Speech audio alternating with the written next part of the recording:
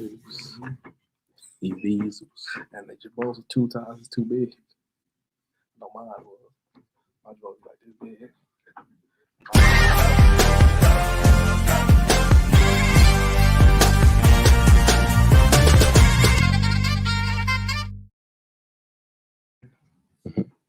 Bowls. Dicky outfits. We straight wear construction clothes. All right. All praise to the Most High God. Praise. And happy Sabbath. So today's class, we're gonna get right into it because since we run a little behind. Sorry about that. The title of today's class is we're gonna be revisiting an oldie but goodie. The trials of Samson and how it saved a nation. Okay, so I want y'all to keep in mind during today's class that the trials you go through, are all for a purpose. Okay? That's why you cannot give up when your trials get heavy, because there's usually a greater purpose at hand. And it's your job as the servant of the Most High God is to see it through, which is something that a lot of us tend to forget during our trials. Samson is a great example because a lot of the time, I think Samson get overlooked because people don't realize exactly what Samson was going through. The Most High dealt with Samson, but he dealt with him differently. Just like a lot of our ancestors, and like the Most High deal with us differently than he dealt with them. Samson's story is amazing in the sense of Samson was so high up as a single person, and he got humbled, but it was all for a purpose.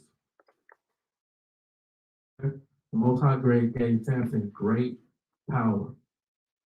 And you know how they say it's not the hand that you dealt, but how you play your cards. That is what you apply to yourself, and also when it concerns Samson. We're gonna get into this today, and like after all my classes, I would like for everybody to go back and study over Samson and maybe pick up on things that we didn't bring out in class today. Study that righteous man. What was that? Was they learned, but he adds on to it? Not add on. Not that one, but creases and Can we get it real quick? Yeah, let's get it. It's Proverbs 1 and 5. Yeah, let's go ahead and get that. Proverbs 1 and 5. It's quoted.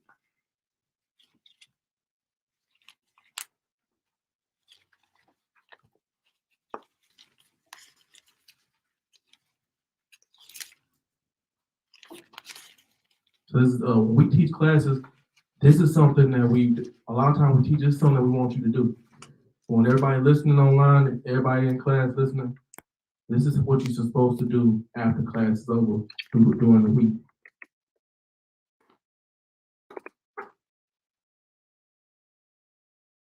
Double time, huh? Yeah. I might have to put E in the middle of us. Yeah, that makes sense. Because I sure did that backwards. Yeah, I'm going to read first. So, Proverbs chapter 1, verse 5. A wise man will hear and will increase learning, and a man of understanding shall attain unto wise counsel. So a wise man will hear, like about to hear now, and will increase learning, meaning he'll go back, study it, get precepts, and build on top of what he's learned. And be able to come and be like, okay, look, did y'all know this though? Check this out. This adds on to that. Also, it said, and a man of understanding shall attain unto wise counsel. Meaning a man of understanding will follow wise counsel. He'll apply it.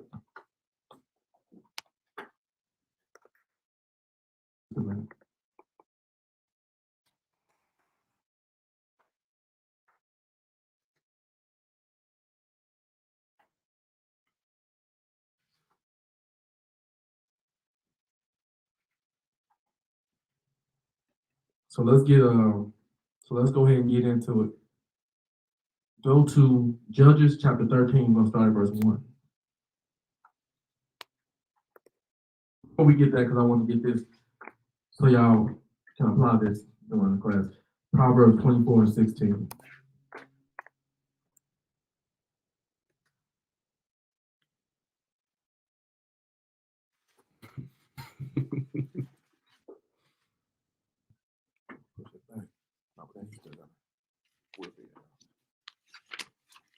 Proverbs 24:16.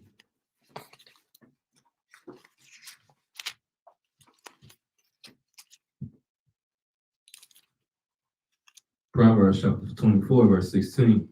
For a just man falleth 7 times and riseth up again. So a just man, what that means is that's not a license to constantly sin.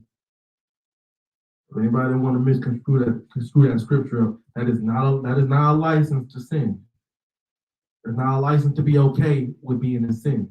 What that means is when a just man messes up, he repents and does his best to fix it.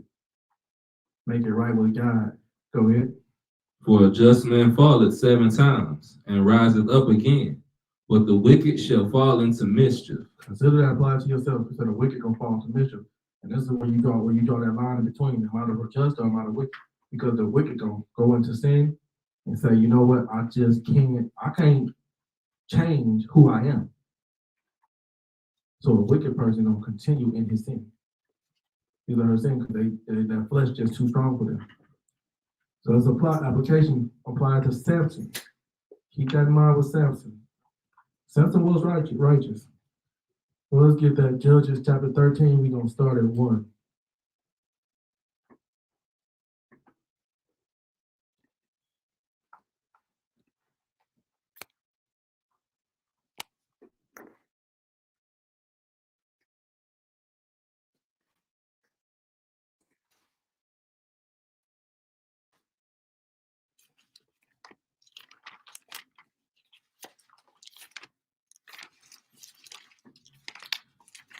So always remember, Samson lived in captivity. Now, a lot of times we are in captivity because we have disappointed the Most High. So whenever we disappoint the Most High, He puts us in a low estate. That's what captivity also is, guys. And when y'all read these scriptures, every word, pay attention to. When we are in captivity, we are in a low estate. That's being taken away from your heritage, away from your home, away from your comfort zone. Okay? Go ahead, verse 1. Judges 13 and 1. And the children of Israel did evil again in the sight of the Lord, and the Lord delivered them into the hand of the Philistines 40 years. So they was in the hands, around this time they were in the land of the Philistines in captivity, the Israelites.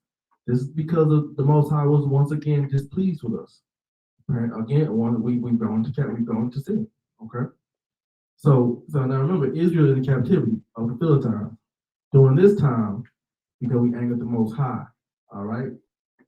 With that understanding, pay attention to Samson because he has a purpose. Okay. You know how they, you know what? Let me just get through the story first, and then I'll kind of talk on that thought. So let's go ahead and give verse 2. Verse 2. And there was a certain man of Zorah of the family of the Danites, whose name was Manoah, and his wife was barren and bare not. So Manoah, he had a wife. His wife could not bear children. Go ahead. Go ahead and get through this. And the angel of the Lord appeared unto the woman and said unto her, Behold now, thou said unto her, Behold now, thou art barren and bearest not, but thou shalt conceive and bear a son. So the angel of the Lord came to the woman, okay, and he told her, you are going to have a child. Okay, go ahead. Now therefore beware, I pray thee, and drink not wine, nor strong drink, and eat not any unclean thing. But remember, just like within pregnancy, these are things you cannot do while you pray. Go ahead. For lo, thou shalt conceive and bear a son, and no razor shall come on his head, for the child shall be a Nazarite unto God from the womb, and he shall begin to deliver Israel out of the hand of the Philistines. So remember I said that Samson has a purpose. Okay, everybody, and the Most High gonna send you down a certain path to complete your purpose. Okay, now we're gonna keep on going, then I'm gonna get something else for you. Let's go here, verse 6. Verse 6. Then the woman came and told her husband, saying, a man of God came unto me, and his countenance was like the countenance of an angel of God, very terrible. But I asked him, and whence he was, neither told he me his name. So y'all remember something about angels? If y'all don't know, angels are spirits. Remember, nobody, Most High Himself is a spirit. Flesh cannot enter into heaven, to the kingdom of heaven. Only spiritual. So when you see the spirit, when the spirit come on you, that's the Most High. That's God. Okay, that's how He communicates with us. Puts the spirit on you. Go ahead. Verse 7. But he said unto me, behold, thou shalt conceive and bear a son, and thou drink no wine, nor strong drink, neither eat any unclean thing. For the child shall be a Nazarite to God from the womb to the day of his death. So now she's telling her husband what she's seen. And he said the child, she's telling him the instructions that the angel of the Most High gave her. And she's saying that the child is supposed to be a Nazarite. Okay? From the day of his birth to the day of his death. Right. Okay? Keep that in mind. Yeah, exactly. Yeah. Go ahead. That's a big point. Yeah. I'm glad you said, that is a big point. Verse 8. Then Manoah entreated the Lord and said, O my Lord, let the man of God which thou didst send come again unto us and teach us what we shall do unto the child that shall be born. So he's praying. So Manoah praying to God, asking, because his wife came to him and told him this. So now he said, look, I want to see, I want to hear this for myself. Go ahead, verse 9. And God hearkened to the voice of Manoah, and the angel of God came again unto the woman as she sat in the field.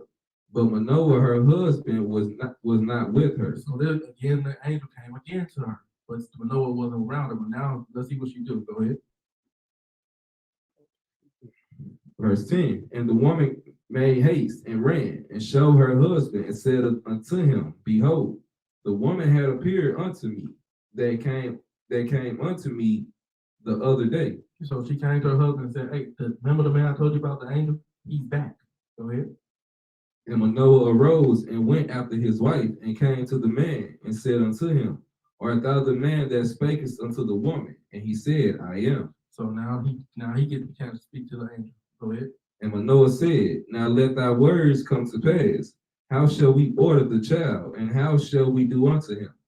And the angel of the Lord said unto Manoah, that I said unto the woman, let her beware. Okay, so he said, of all that I said unto the woman, let her beware. So everything I said to her, that's what you're supposed to do. Read verse 14. She may not eat of anything that cometh of the vine. I mean, wine, strong drink, anything that, got a little hit to it. Go ahead. Neither let her drink wine or strong drink, nor eat any unclean thing. All that I commanded her, let her observe. So let me help you understand something. So we cannot eat swine. Okay. What he's talking about is when you're pregnant, there's certain foods you need to avoid too. Okay, there's certain foods a woman should not be eating when she's pregnant. It can be bad for the baby and your health. Send your blood pressure through the roof. Get your heart attack or something. No, realistically, really, certain things that can really harm your health. So that's what he's telling her. He's not saying ordinarily, we let you eat catfish and pig, but right now we need you to cut that out. That's not what he's saying. Okay, he's saying none of that food that's bad for you that could skyrocket your blood pressure. What they call it, preeclampsia, something like that. Yeah. Okay. So with that being said, I want y'all to. This is a big thing in Israel, not in Israel. I'm sorry, not in Israel, because most Israelites know this. It's a big thing in the world where people think that Samson strength was in his hair. No. But we're going to show where Samson's strength was. Now, if y'all listen to everything that the angel said, let's go back to what verse was that? Was it verse 8? Verse 7, I want to say. Talking about. Yep, let's get that one. 7. Yep, verse 7. Judges 13 and 7. Judges 13, verse 7. But he said unto me, Behold, thou shalt conceive and bear a son, and now drink no wine, nor strong drink, neither eat any unclean thing, for the child shall be a Nazarite to God from the womb to the day of his death. So that's what you want to pay attention. You want to pay attention to the whole verse. But right now, listen to this. The child shall be a Nazarite to God Right. from the womb to the day of his death. So what is a Nazarite? Right. That's the question you should ask. Let's get that. Let's go to Leviticus 6. I'm sorry, Numbers chapter 6. Oh, that's all over the place. Numbers chapter 6. And we're going to read verse 1. Yeah, 'cause that's, yeah.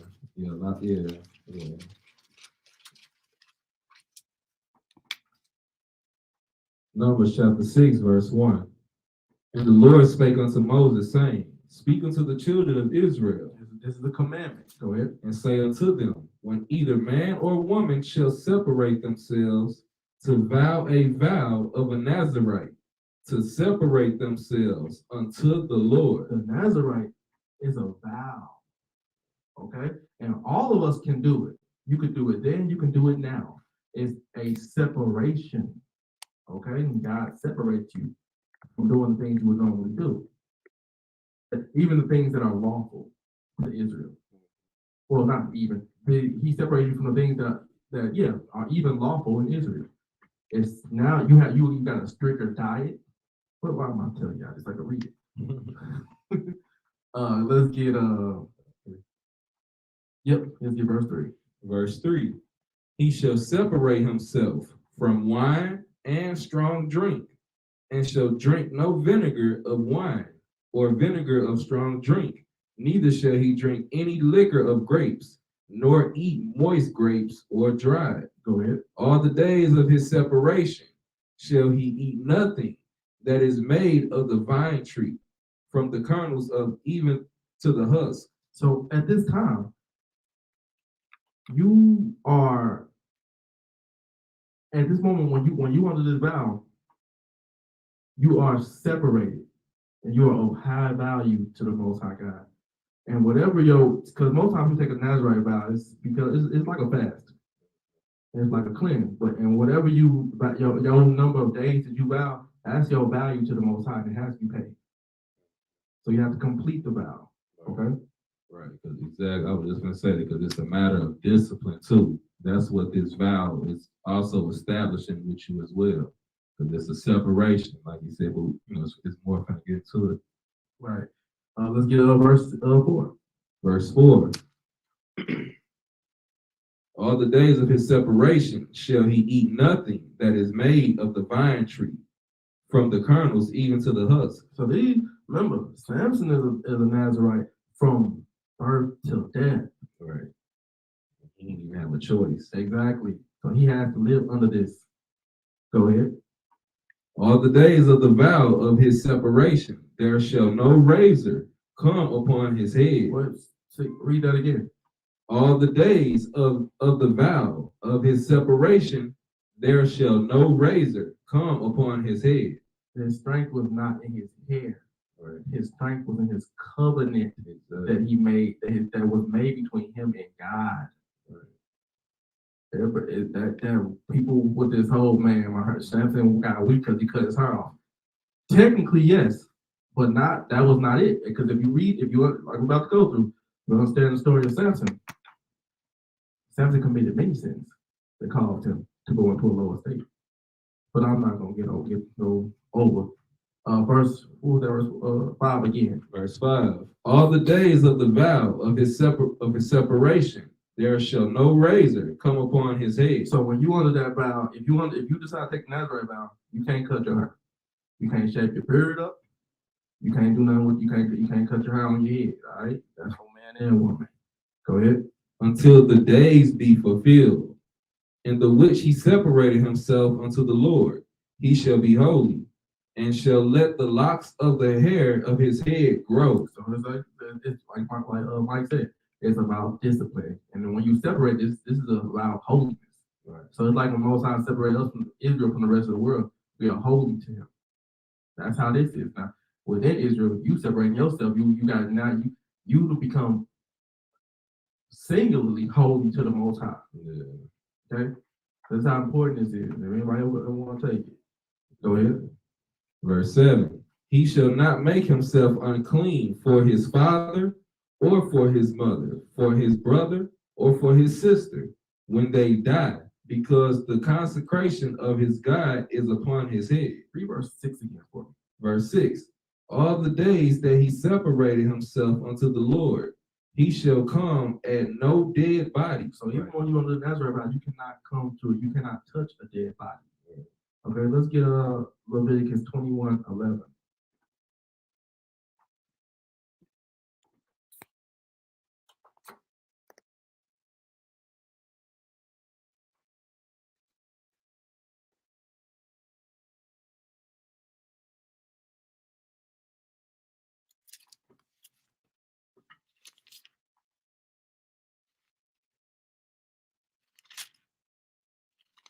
Leviticus 21, verse 11.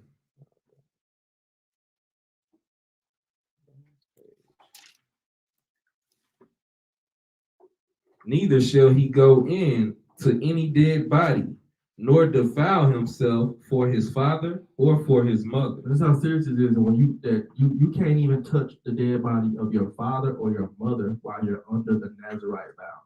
You can't touch no dead body, no dead carcasses. So that's from the smallest creature unto the greatest, which is somebody you may know, your family member, your aunt, your mom, or your dad. You cannot come to any dead body because it will make you different. Any relation. It don't matter who it is. No matter who it is, it'll make you unclean. That's how serious it is. This is part of your vow. And this is also, not to stop it, but this is also another good reason to show, like, that's why separation ain't fit for everybody. Like, everybody ain't strong enough to be separate, because when it comes down to biblical separation comes much more discipline. It's much more discipline that's being involved, because during this vow, there is not like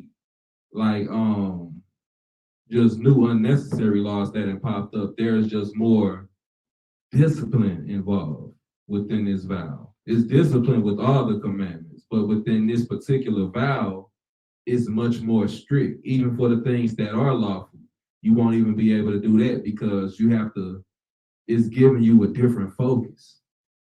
That separation is supposed to be giving you a focus that you actually need, rather than something you just kind of searching or just kind of want. It's something that you actually need. And everybody don't have that strength to keep that necessary discipline. So separation ain't good for everybody, because when you do separate, you have to be much more strict with yourself. Exactly. Because nigga, remember, unless you're an alcoholic or something, and even in the commandment, we can drink strong drink, we can drink wine, unless you alcoholism is a problem that you suffer with. In this vow, you can't even do that. Right. So it requires true dedication, discipline. So that's I'm not gonna go over what Mike was saying. That's right. So let's get look Numbers chapter 19.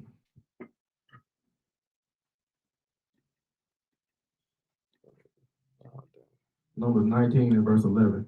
We're gonna get verse 11 and verse 16.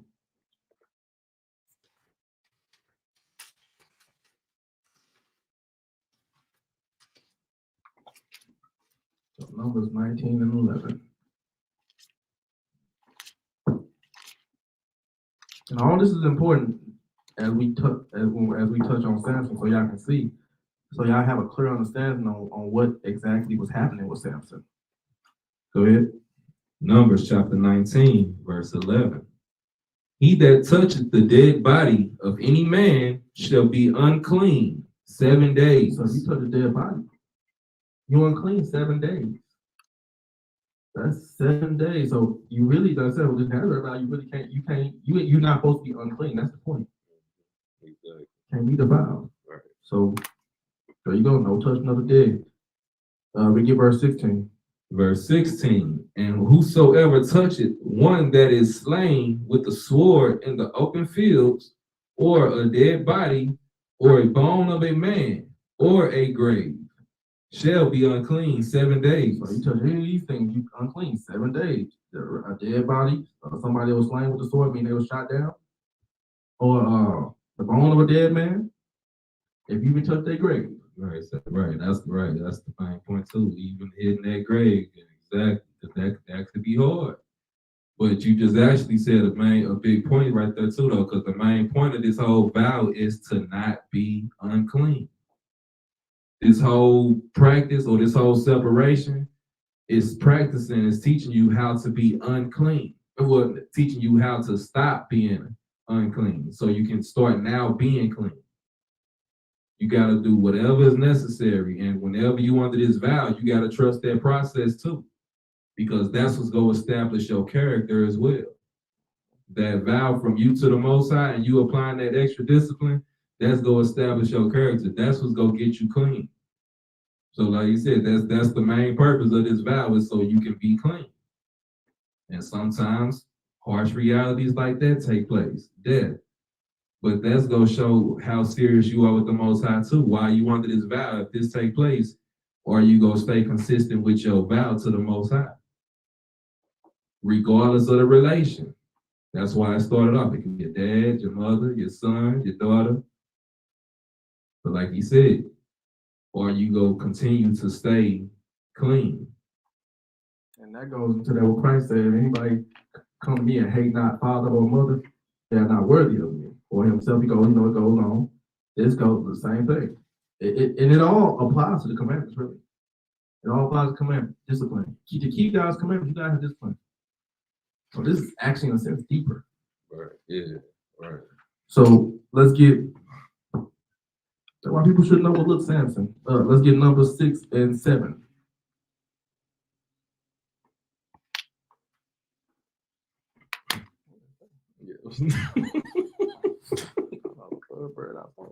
I was trying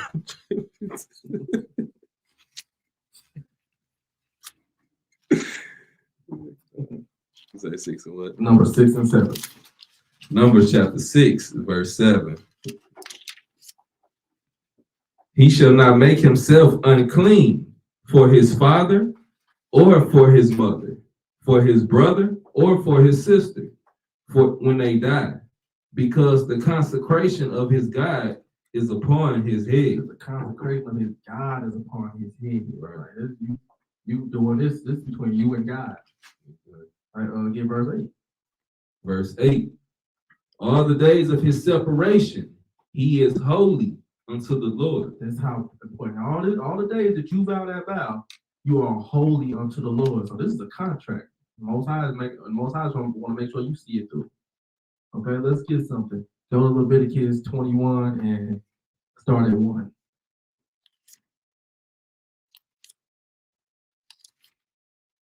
I'm show y'all something. Show you how serious this is. Leviticus 21 and 1.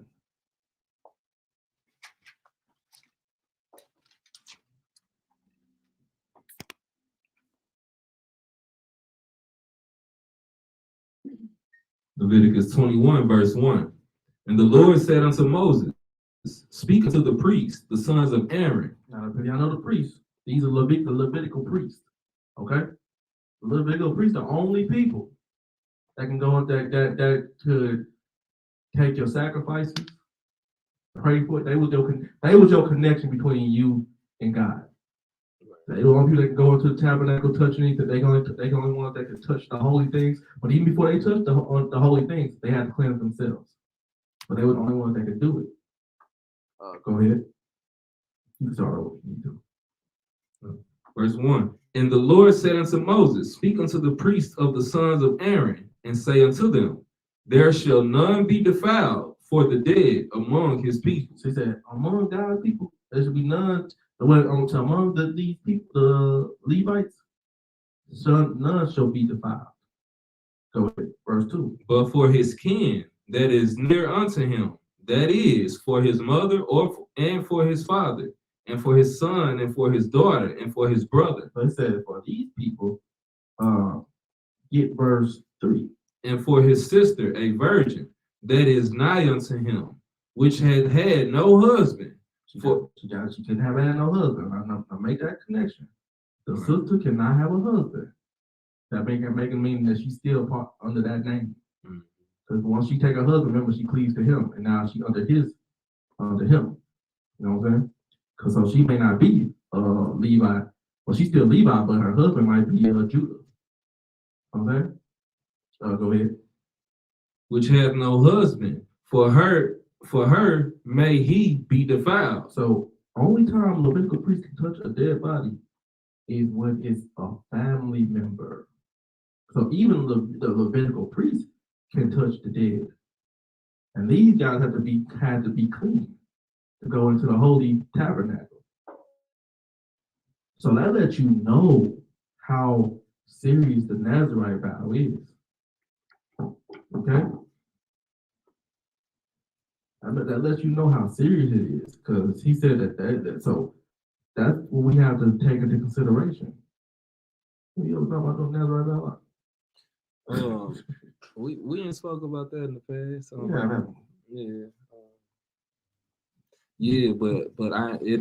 I'll say this, I have thought about it, but I haven't been in haste to do it, because like I was just telling y'all, it requires strict discipline.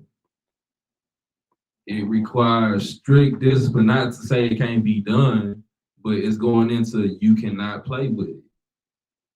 And even as we go more, because you were still going back in chapter 6, number 6, yeah, exactly, because it's more to it still. There's still more things you gotta consider everything. You gotta consider everything. And part of that vow is if you even mess up during your vow, you gotta restart it. Even if you mess up, you can't even opt out, you gotta restart it. But like I said, we're gonna get into it some more, but it's if you want to hit on something, go ahead. No, I was just still talking on this. I'm kind of thinking more so about that chapter, but I ain't trying to jump it because I know you got it. I'm looking for that oath. When it comes to making oaths, you gotta make sure you know that it's something that you can do. Okay? Because the oath, if you don't keep an oath, that's it's Old Testament, New Testament. What was saying? I think I got it's a long time. I looked at that scripture, man. I think I got one. Let me see. Truth Breaker. Yeah. That's a good one.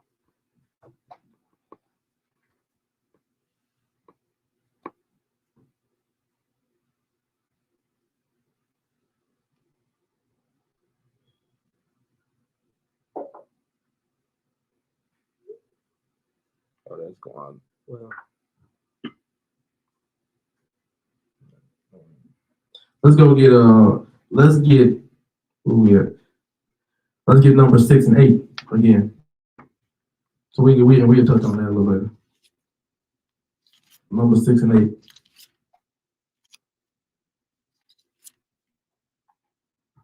Numbers chapter 6, verse 8. All the days of his separation, he is holy unto the Lord. And if any man die very suddenly by him, and he had defiled the head of his consecration, then he shall shave his head in the day of his cleansing. On the 7th day shall he shave it. So that's basically the basis on Nazarite vow. And like I said, y'all can go back and read more on that. So let's get Deuteronomy chapter 7. Hey, and that's also one thing too to consider too. That's just one thing to show y'all how serious it is about this vow. Anytime y'all violate this vow, y'all realize y'all gotta shave y'all head. And y'all gotta still restart this whole process, whatever. Like y'all gotta still restart it. But that's just one example to show you like how serious it is. If you slip up in this vow, that's one of your first punishments. You gotta shave your head. So pay attention to that though. Yeah. Even though we know there's laws that speak about that. But this is a different vow. That's why I say this requires much more focus. So, Can't take it light. So let's get Deuteronomy 7.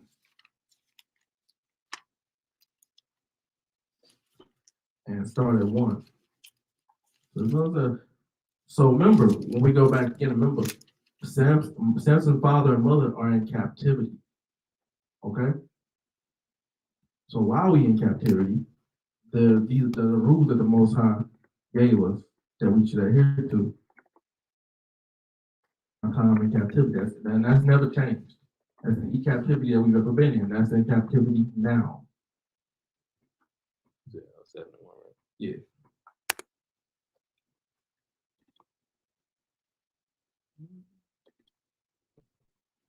Deuteronomy 7, chapter 7, verse 1. When the Lord thy God shall bring thee into the land, whither thou goest to possess it, and hath cast out many nations before thee, the Hittites and the Gergesites, and the Amorites, and the Canaanites, and the Perizzites, and the Hivites, and the Jebusites, 7 nations greater and mightier than thou. Go ahead. And when the Lord thy God shall deliver them before thee, thou shalt smite them. So whenever the Most High will deliver our enemies to us, we're supposed to kill them. Go ahead. Remember, we're supposed to kill them. So that's we couldn't begin to start to integrate with them because they're supposed to be dead. Go ahead. And when the Lord thy God shall deliver them before thee, thou shalt smite them and utterly destroy them. That thou shalt make no covenant with them, nor show mercy unto them. No covenant, no mercy. Go ahead. Neither shalt thou make marriages with them. No marriages in captivity. No marriages with anybody outside of the Israelite circle. Go ahead. Thy daughter thou shalt not give unto his son, nor his daughter shalt thou take unto thy son. Go ahead. For they will turn away thy son from following me, that they may serve other gods. So will the anger of the Lord be kindled against you, and destroy thee suddenly. So when we say you're going to start serving other gods, you're going to start serving their gods and ultimately yourself. Because you feed the flesh. Go ahead. Verse 5. But thus shall ye deal with them. This is how you're supposed to deal with them. Go ahead. Ye shall destroy their altars. Destroy their place of worship. Go ahead. And break down their images. All their images fall of that white image of Christ. Destroy it. That ain't Christ, but that so-called image of Christ, destroy it. Go ahead. And cut down their groves and burn their graven images with fire. Graven images, everything. Buddha, all that mess. The cross. Destroyed it. You're not supposed to make no connection with that stuff. Israel is a holy people unto the Most High. So this applies to Samson. Judges 13.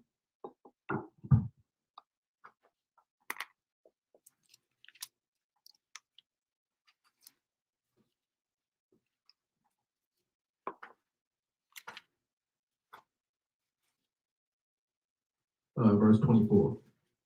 Judges 13 and 24.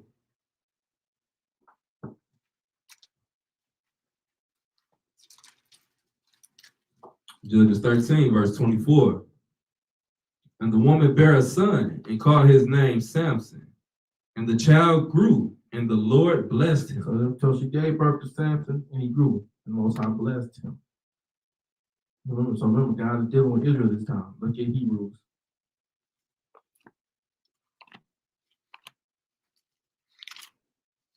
So, in touching on Samson, remember, the Most High deals with his people. Okay? If Most High ain't dealing with you, then you need to question whether you his people. Are you going through things? You know, you're Israelite, and you think your walk's supposed to be peaceful. It's not. It's supposed to be a little rocky. About 12. Yeah, Hebrews 12. Okay. Start Yeah. at 5. So when you start saying, okay, nice.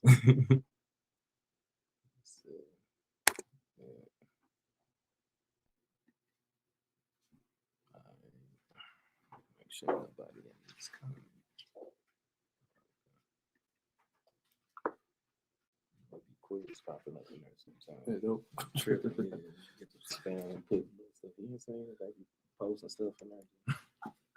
Crazy stuff. Yeah. Trying to take somebody away. Huh? Yeah. So he said start at 5. Yeah. Hebrews 12, verse 5. And ye have forgotten the exhortation which speaketh unto you as unto children. Now remember that. Look at that first part. And ye have forgotten. Right. We be forgetting Right. that we are being dealt with as with children. Children require constant correction, people. They require trials to see what they're gonna do. They need a little. You gotta put a little fire on their child's butt sometimes to kind of get them on the right path. That's what any parent in here would do for their child if you love them. But I know. Right. Now you got yeah. Go ahead. It's right there. And ye have forgotten the exhortation which speaketh unto you as unto children. My son, despise not thou the chastening of the Lord, nor faint when thou art rebuked of him. So don't hate God's correction. And don't faint when he rebuke you, meaning get you back in order. Don't be all, when God rebuking you, don't faint. Don't get scared. Don't be ready to be afraid. But don't be ready to give up. Yeah, I was just gonna say that. Yeah, exactly.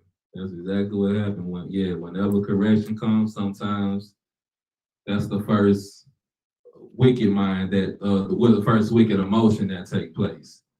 You know what? Let me go and give up.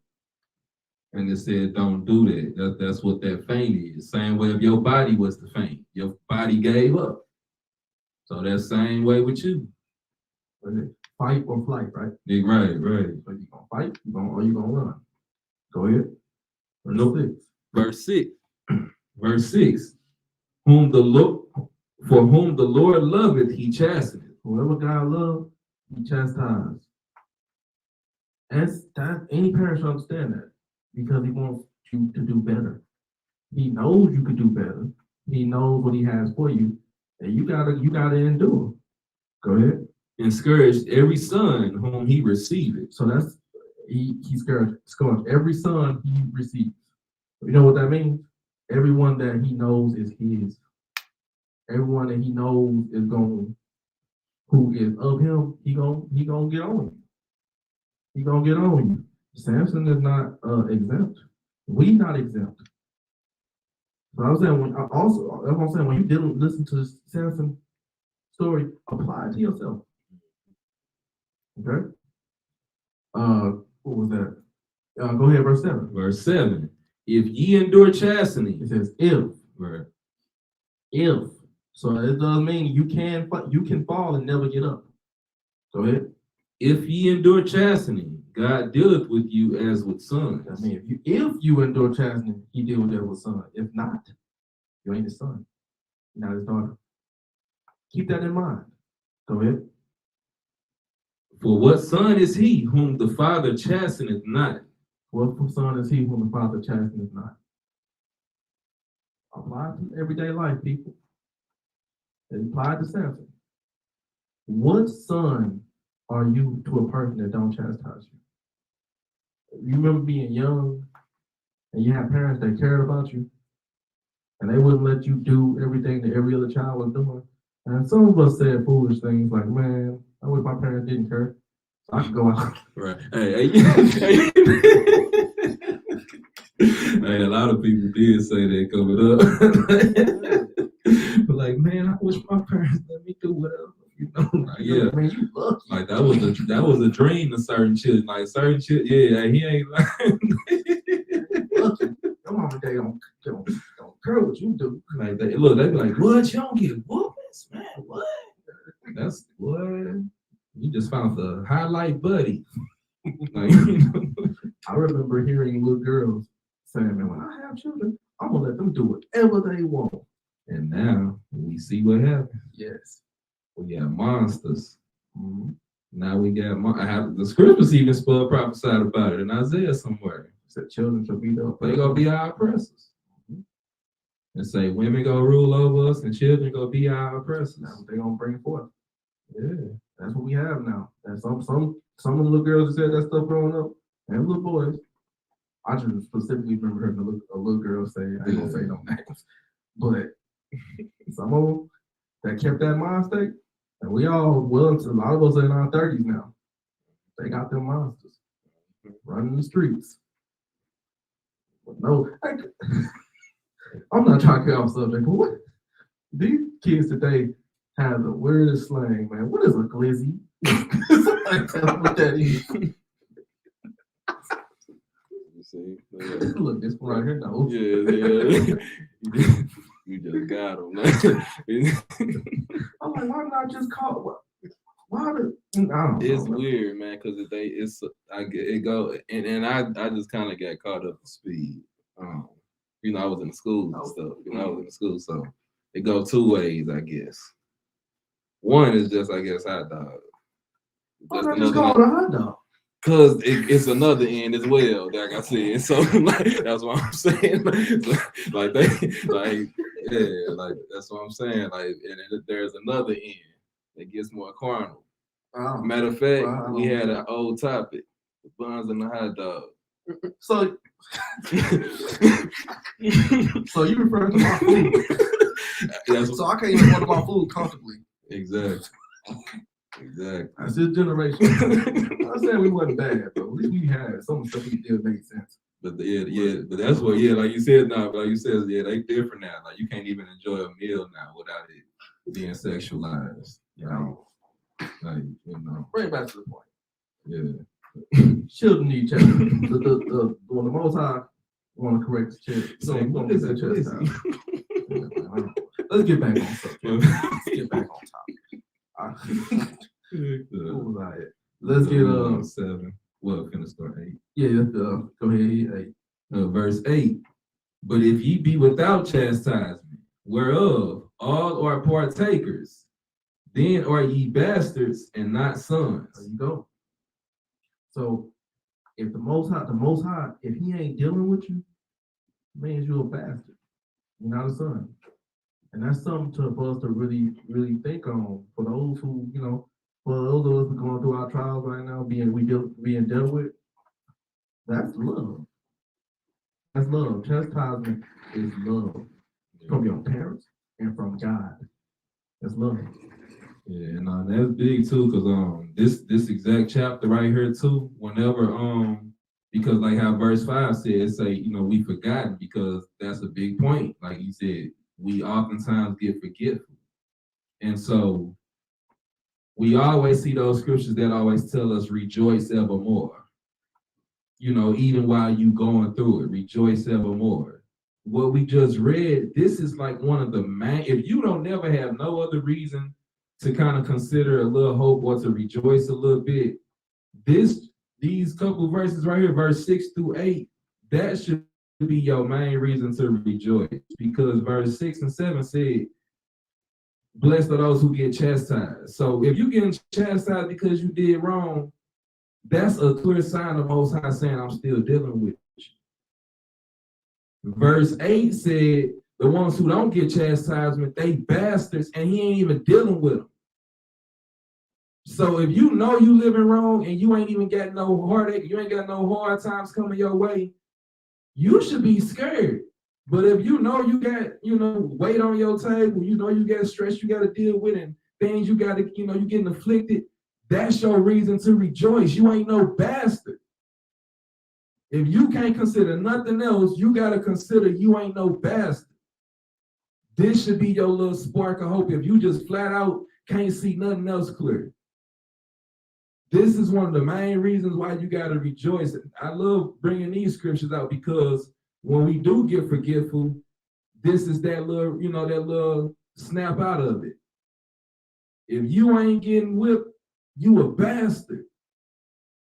So if you are going through it, you suffering like hell, that's a sign that you still being dealt with. Get your act together. That's as simple as that. No, that's the point. For real, that's the best way to bring it out. Because I know even whenever I'm going through, that scripture always flash in my head. Like, it's how the Most High deal with those he loves. You going through things, can't make ends meet, or whatever may be your struggle going on right now. I always apply so many commandments up that should fly through your head. Put off the weak nature. You never know. Most High dealing with you. He gonna get you through it. And if he don't take you through it, I mean, if he don't, the Most High still righteous at the end of the day. Right. Right. It will be done. Right. Get up. Let's get Judges 13 and 25. We're gonna start talking about Samson. I know y'all like, man, where's Samson? And all this. Like going to see a movie, man. They talked about him, but never seen him. 13, right? Yeah, Judges 13 and 25.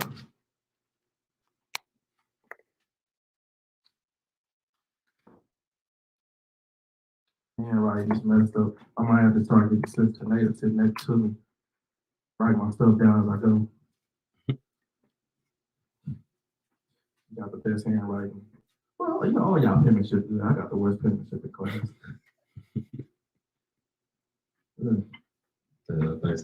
25. Judges 13:25.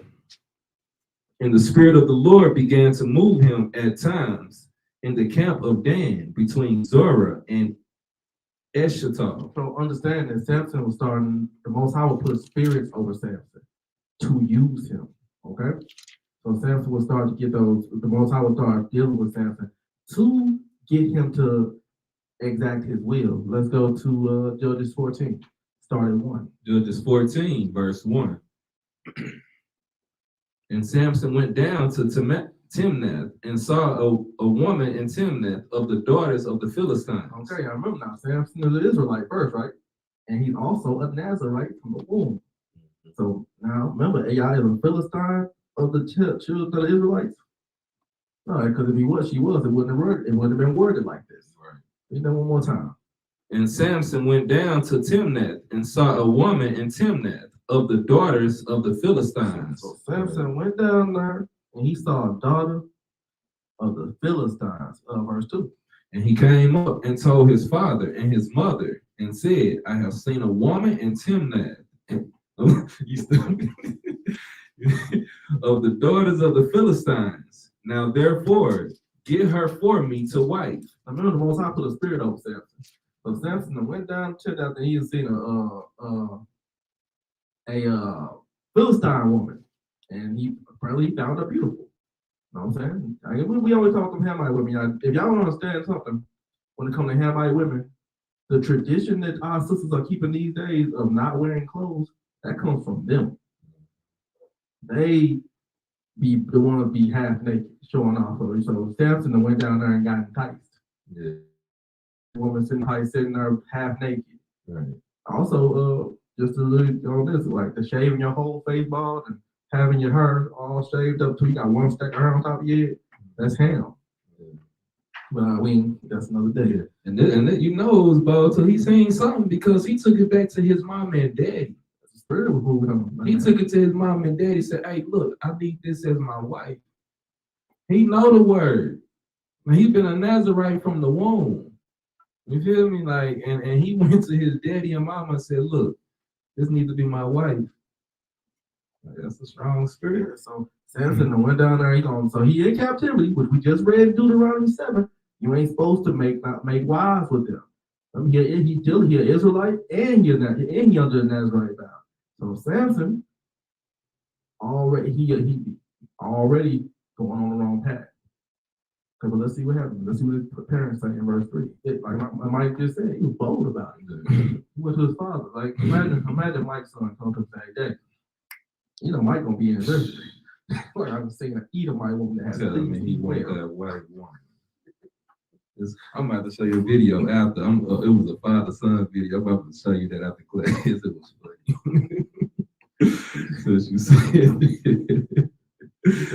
see, when you got that spirit over you, you do and say some crazy things. Yeah. So he went to his parents, but his mom and dad, they look what they said to him. Yeah. Verse 3. Then his father and his mother said unto him, is there never a woman among the daughters of thy brethren? They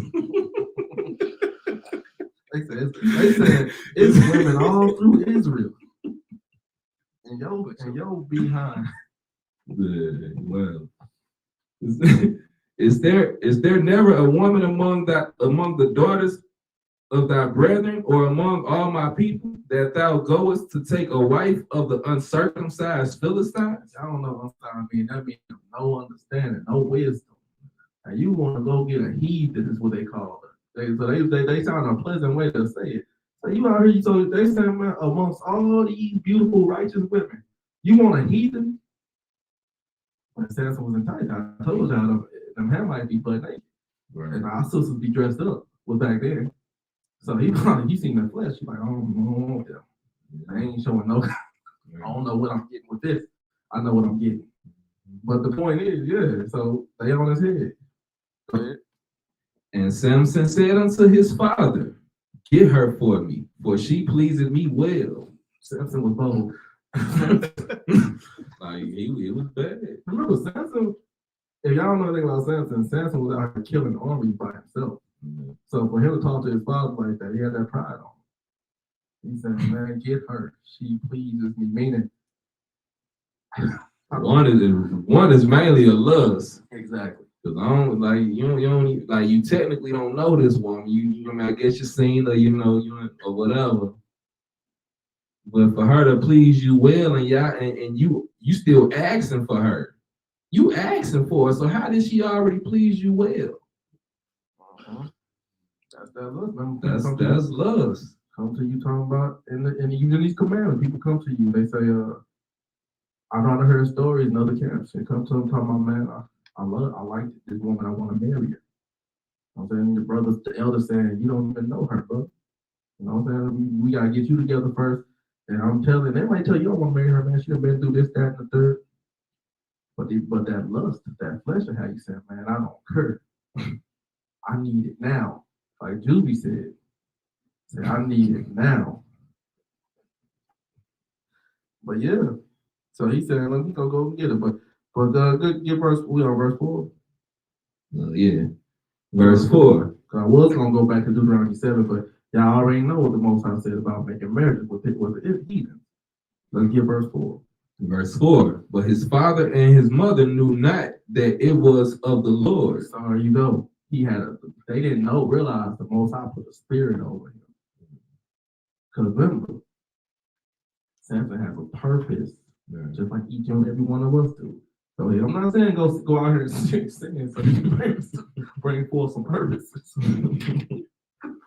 Just saying, what they say, a wise man learns from his own mistakes. No, what is that? A smart man learns from his own mistakes. A wise man learns from others' mistakes. That's what these scriptures are here for to see what our ancestors did and how we should avoid certain situations. Go ahead. Verse 4.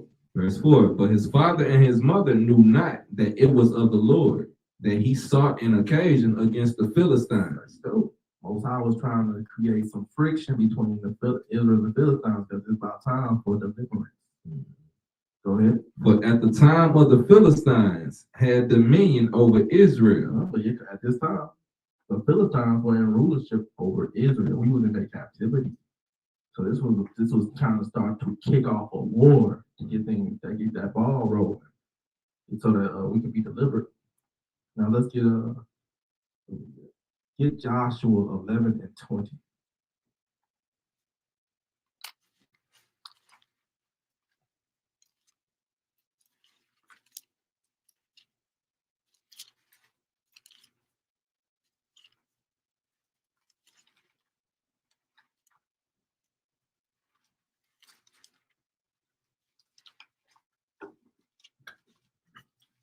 So y'all can see what the Most High did to Samson.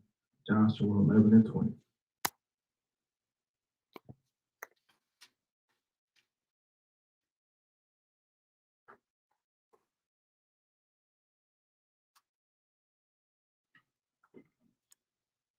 Joshua 11, verse 20. For it was of the Lord to harden their hearts, that they should come against Israel in battle, that he might destroy them utterly, and that they might have no favor, but that he might destroy them as the Lord commanded Moses. So this is the Most High saying, the Most High hardened our enemies' hearts. That's what he did to Samson. He had hardened Samson's mind. Okay? To use Samson. Now let's go back, Judges 14, and we're gonna start at verse 5. Let's start at verse 4. We're gonna hit verse 4 again. Judges 14:4.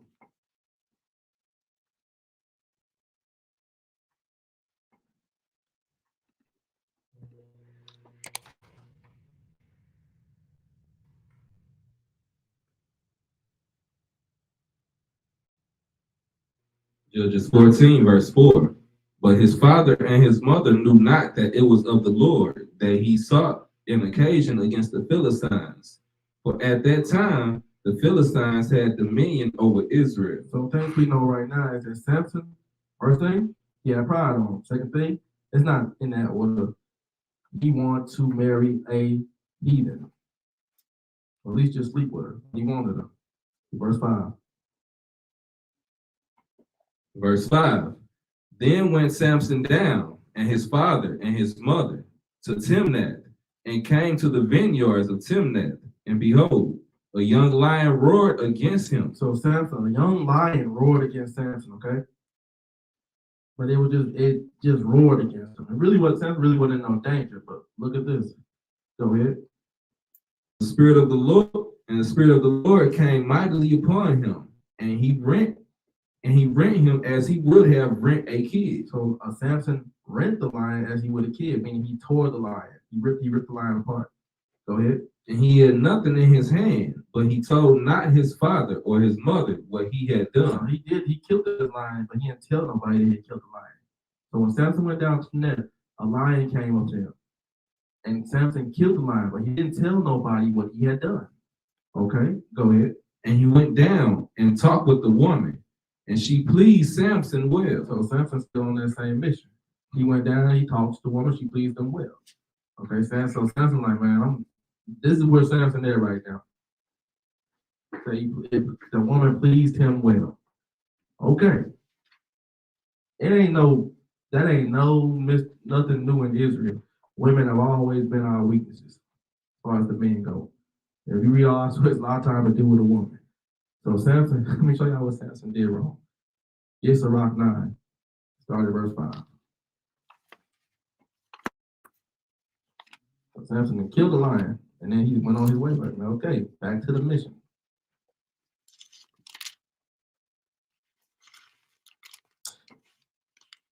And this is why I tell y'all, listen to me. All seriousness. Because I know this for a fact. We was all in the world at one point. You're not supposed to come there saying it all. Especially with something you struggle with. Right. It will hurt. They come not flee from sin from the face of the serpent. Mm-hmm. Okay? You cannot put yourself in a situation like that because it will, especially when it deals with lust. So you do pretty good right now, right? I got myself, I'm talking about myself. I'm a happily married man. I love my wife. And I never want to ever break that covenant. So I'm going to keep my ass out them situations because I'm still just flesh. Okay? You don't go around your ex-girl, the girl you used to mess with. And that's even for you brothers and sisters that's single. You don't do it because what's going to happen? Because you think you tough. You're going to get seduced. Well, what is it? Oh, you think you tough. No. You don't, because once that lust can grab you, it can pull you in. It can pull you in, and you think, oh man, I can handle it. No, you can't, and that needs to be your mind saying this. Nope. Mm-hmm. Or you see something that's just too much. They'll watch YouTube videos and y'all see people react to certain things and just look crazy, and they just be like, nope. That's how you're supposed to be. You don't put yourself in a situation, especially when it was something you used to struggle with. You know? I praise the Most High. I have not seen none of my exes. I don't want to see them. And I call them exes because they're not my exes, but they was nothing. I thought they were something. I was confused. I praise the Most High. I don't want to see them. I don't want to be in the room. I don't want nothing to do with you. I'm not saying that I would do something, but I'm saying I don't even want the opportunity. No. I'm just a man. I need the Spirit of the Most High with me daily. Okay? That's that free you're supposed to have. I'm not saying I'm a golden standard, nothing like that. Don't get me wrong. What I'm saying is carry that same energy. Don't put yourself in bad situations. The Most High said, flee from sin. It's from the face of a serpent. Hey, can I hit on some two scriptures on dealing with that real quick? Because Michael, that's big, and like you say, because I know the one you're talking about in Sirach that talk about that, flee from us, flee quick, like from the face of a serpent, and it's saying like do it quickly, and we know that serpent can be synonymous to the devil at times. So because of that, let's get Luke chapter 4. Let's get Luke chapter 4 and verse 13. Luke chapter 4 and verse 13. And when the devil had ended all the temptation, he departed from him for a season. You see that? So it says, so when the devil ended all temptations, it say when the devil ended all temptation. So whenever temptation come around, it say it's from the devil, okay? It say when the temptation, and it's saying when it's ended, it came from the devil, and it's saying it departed for a season. But why did it depart for a season? And it said also the devil, he's part of those temptations. And it's only for a season. So let's see why. Go to James chapter 1. It's gonna get rocky. Let's get James chapter 1. And let's start at 12. James chapter 1 and verse 12. Blessed is the man that endured temptation. So yeah, it says, blessed is the one that endures temptation. Go ahead. For when he is tried, he shall receive the crown of life. Go ahead. Which the Lord hath promised to them that love him. Now go ahead. Let no man say when he is tempted, I am tempted of God. So now it says, so when temptation comes, it say, don't say I'm tempted because of God. Go ahead.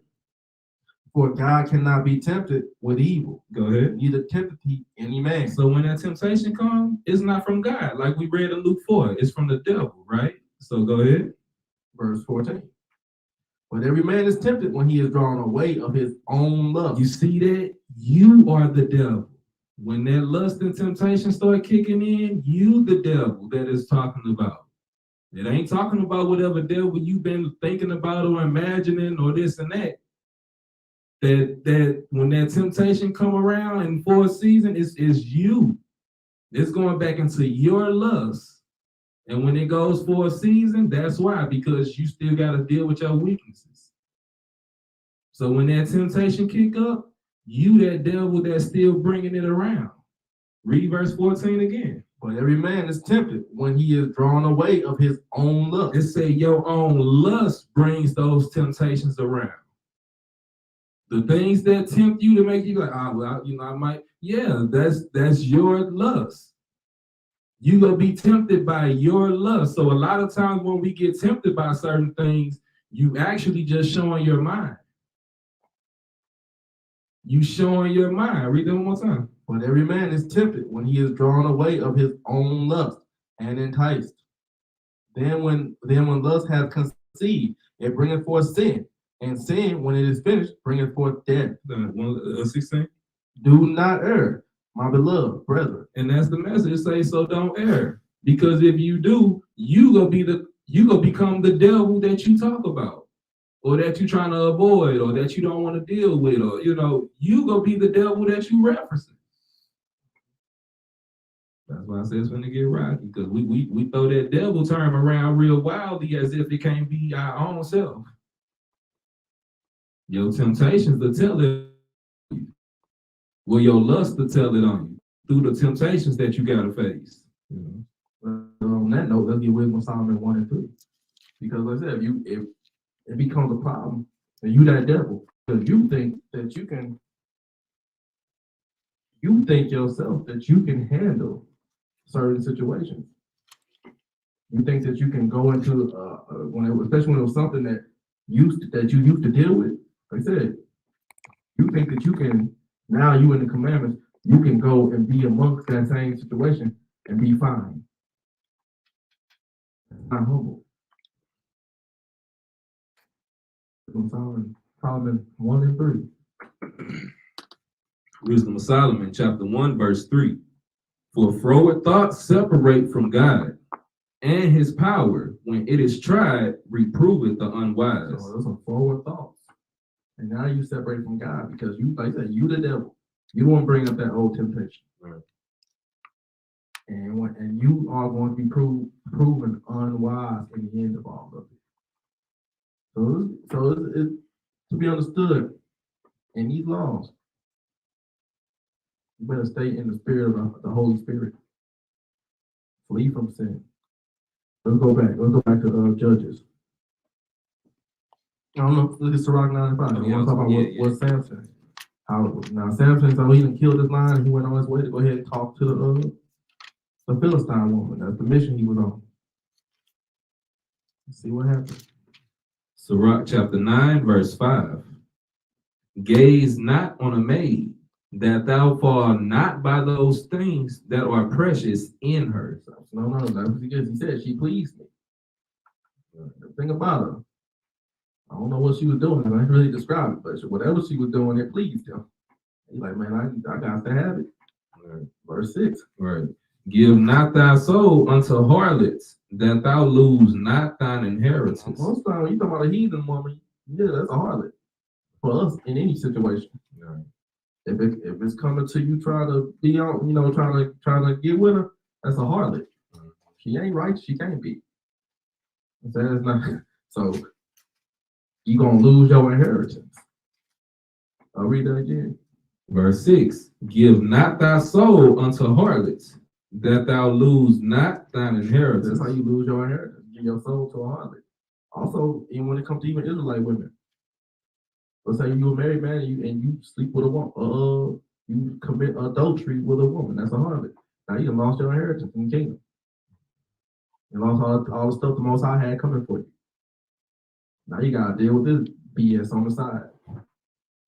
Go ahead, verse 7. Verse 7. Look not round about thee in the streets of the city, neither wander thou in the solitary places thereof. That was Samson on. Right. He on his way to go holler at him. Right. Don't look at it said look not round about in the street. So a lot of times this scripture also referring to when men go looking for hookers and stuff.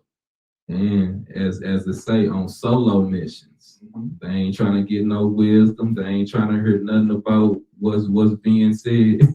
They on a solo mission trying to go get their issue off. And that happens a lot. Even in Israel, happens a lot. My dude be like, man, I'm gonna pull up to such and such house. We ain't gonna do that. We just gonna talk a little bit. But that's where it starts. Mm-hmm. That's where it starts. But you already know what you want for real. Yeah. And that's the pride that goes against when the scripture tells us to examine ourselves, because like we were just reading about the temptation.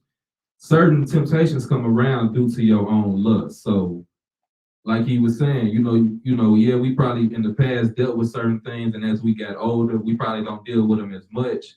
But it's not wise to always try to risk that. Don't be prideful to try to test the waters and be like, oh, well, I'm stronger now, let me do this. That's where the error kicks in. Your mind state should be, I am not strong in this matter. Yeah, like that's the error. Just because you graduated a little bit don't mean that you got it. You just graduated a little bit. The idea, remember, the path is narrow.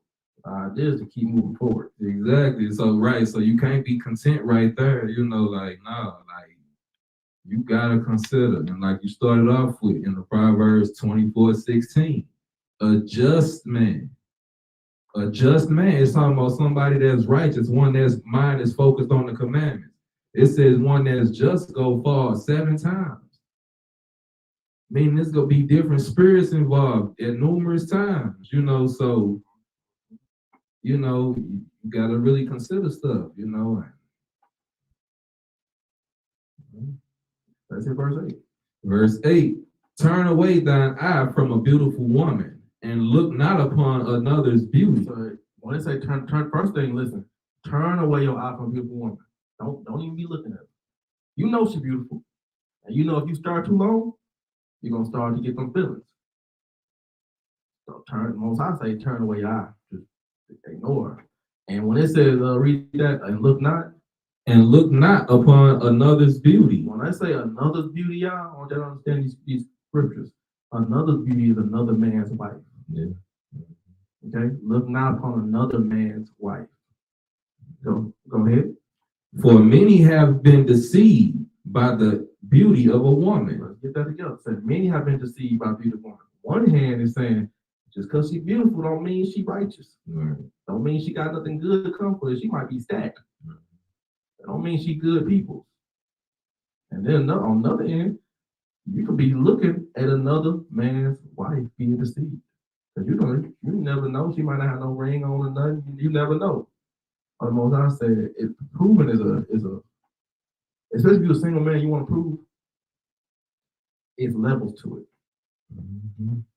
Okay? And it said many have been deceived. Nowadays, you thought that woman was a woman. Oh yeah, it might be a man. You know? I watched a video and the dude said, what do you identify as? He said, I identify as a puppet. I don't even want to entertain that. I ain't finna entertain. So yeah, just keep that in mind what we're dealing with in today's society, okay? You don't know what you stand looking at. Yeah, I can't entertain that. This is what we at these days, man. Who we at right now? Was that it on there? Yeah. No, go read verse 8 again. Verse 8. Turn away thine eye from a beautiful woman, and look not upon another's beauty.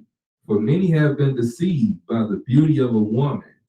For therewith love is kindled as a fire. Love is kindled as a fire. Meaning your love is coming simply from lust, desire. You get that heat right now. For that moment. That's that one we was reading that one day. And that's 1 Corinthians 7. That's the one we look. Yep. That's now your love. So you think you're in love, really what you are is enticed. And also, this kind of love gonna lead you to the fire. Right. Okay? Gonna lead you to the fire. So don't be a lustful person. Don't think that way. Let's go back to Judges 14 and read verse 8. So that's what Samson messed up on that. He was looking upon a woman to lust after her. Now he done been enticed so much, he trying to get his parents to hook him up. Right. Knowing his parents believe in a certain order. Exactly. He asked his parents who should basically be the first ones to hit him with a hell no. Like he went straight to them. And that's what they did. They said, man, they basically said, what's wrong with you? All these women, all these sisters out here. He said, that's right. No, judges. And understand too, when they was hitting them with that, they said, remember, it's I would rather you to marry than to burn. So they saying you ain't proved her. But we rather you marry an Israelite if you just got to have a wife right now. Look at that Judges chapter 14 and verse 8. 14 and what? 14 and 8. Yeah. Judges 14, verse 8. And after a time, he returned to take her. So he returned to take her. So he went and lay with her. Okay. So Samson went ahead and did what he wanted to do. Go ahead. And he turned aside to see the carcass of the lion. So remember it says after the time he turned to take her. So he had been going. Him and her had been meeting up, and at some point he went ahead and hit it. But then it said, go read that again, and he turned aside. And he turned aside to see the carcass of the lion. So this time had passed, and that lion that he killed was still laying there. And he seen the carcass. Remember what the Nazarite vow said. Mm-hmm. Go ahead. And behold, there was a swarm of bees and honey in the carcass of the lion. Well, the Most High something else. He put a honey comb inside the lion's body. Well, he out there getting it. Yeah, remember Samson out of spirit. He just got some unlawful. Samson just had sex. Yeah. Probably don't understand what I'm saying. Yeah. So Samson out of spirit. So Samson seen this lion in which he killed, laying here, and he's literally lying in death. Exactly. Like you say, you got the dead carcass. Like how Jerry said earlier, y'all caught that earlier in the vow in number 6. We ain't supposed to be around nothing dead. you know, like when you under this vow, you ain't supposed to be around there. So he's around a dead carcass, laying with a heathen. Let's see what you do. Get verse 9. Verse 9. And he took thereof in his hands and went on eating. So he done took the honey out of the dead lion and started eating it. Tell me that ain't a spirit. Who in their right mind? Exactly, with the bees. So Samson is all over the place at this point. Go ahead. And he and he took thereof in his hands and went on eating and came to his father and mother. So he eating the honey, walking happy. You know, he in his mind, he in good spirit. He just got something that he wanted, and now he done found some honey. Samson in fool's paradise, probably thinking that this is a blessing. Go ahead. And he gave them, and they did eat, but he told not them that he had taken the honey out of the carcass of the lion. So remember, he didn't tell them that he killed the lion, and now he ain't not. So now Samson lying, fornicating, touching dead bodies. Well, he got pride all over him. So you ask, well, Samson, the reason he got weak because they cut his heart. No, Samson was diving deep into sin. Samson breaking all kinds of law. He breaking the holy commandments and the Nazarite vow. So Samson, this is what's going on. So he done gave them the honey and they eating it and they don't even know. They don't know they eating from a dead animal. So he lying. And now he got his parents in sin. And they don't even know he lying to them. He ain't told them nothing. So let me see what's up on that. Give verse let's jump down, give verse 10. Verse 10. So his father went down unto the woman, and Samson made there a feast, for so used the young men to do. So now Samson set up a feast. Go ahead. And it came to pass when they saw him that they brought 30 companions to be with him. Go ahead. And Samson said unto them, I will now put forth a riddle unto you. So I'm saying Samson married a woman, okay, y'all? He ended up marrying a woman, he ended up having a feast. And these are all the people that was invited to the feast. Now Samson's gonna tell these guys a riddle. Go ahead. If ye can certainly declare it me within 7 days of the feast, and find it out, then I will give you 30 sheets and 30 change of garments. So Samson told him, y'all can figure out this riddle. I'm gonna pay you out. Go ahead. But if he cannot declare it me, then shall ye give me 30 sheets and 30 change of garments. And they said unto him, put forth thy riddle that we may hear it. So remember, y'all, Samson made a marriage with the Philistine. These are her people. And they just having a feast. And Samson's saying, like, if y'all can figure this riddle out, he's basically the master of the feast. Yeah, that's what I was going to say, because he came over there telling jokes, setting the tone and all that. He setting boys. Yeah, so he's sitting at the end of the table, talk, cracking jokes. Yeah. I'm going to give y'all a riddle. Y'all can figure it out. I'll pay y'all. If I figure it out, y'all got to pay me. Go ahead with it. 13. 14. Go ahead. Verse 14, and he said unto them, out of the eater came forth meat, and out of the strong came forth sweetness. And they could not in 3 days expound the riddle. So they couldn't understand the riddle, but they trying to get paid. But they couldn't figure it out. Remember too, though, they don't really care for Samson. Remember, our enemies, we in their captivity, they will never truly like you. Okay? In verse 15. And it came to pass on the 7th day that they said unto Samson's wife, entice thy husband, that he may declare unto us the riddle, lest we burn thee and thy father's house with fire. Have ye called us to take that we have? Is it not so? So they basically told her, remember, these her peoples. They don't got the same laws as us. So that's what she's harking onto. They said, we don't either you gonna tell us what your husband riddle, or we gonna burn you and your father down. Yeah, she got scared to a wicked threat. Mm-hmm. So this is what she did. Verse 16. Verse 16. And Samson's wife wept before him and said, Thou do but hate me, and love me not. So she hit him with that sympathy stuff. She said, you must not love me. Right. She said, you hate me. You do not love me at all. Go ahead, verse. Go hit your woman.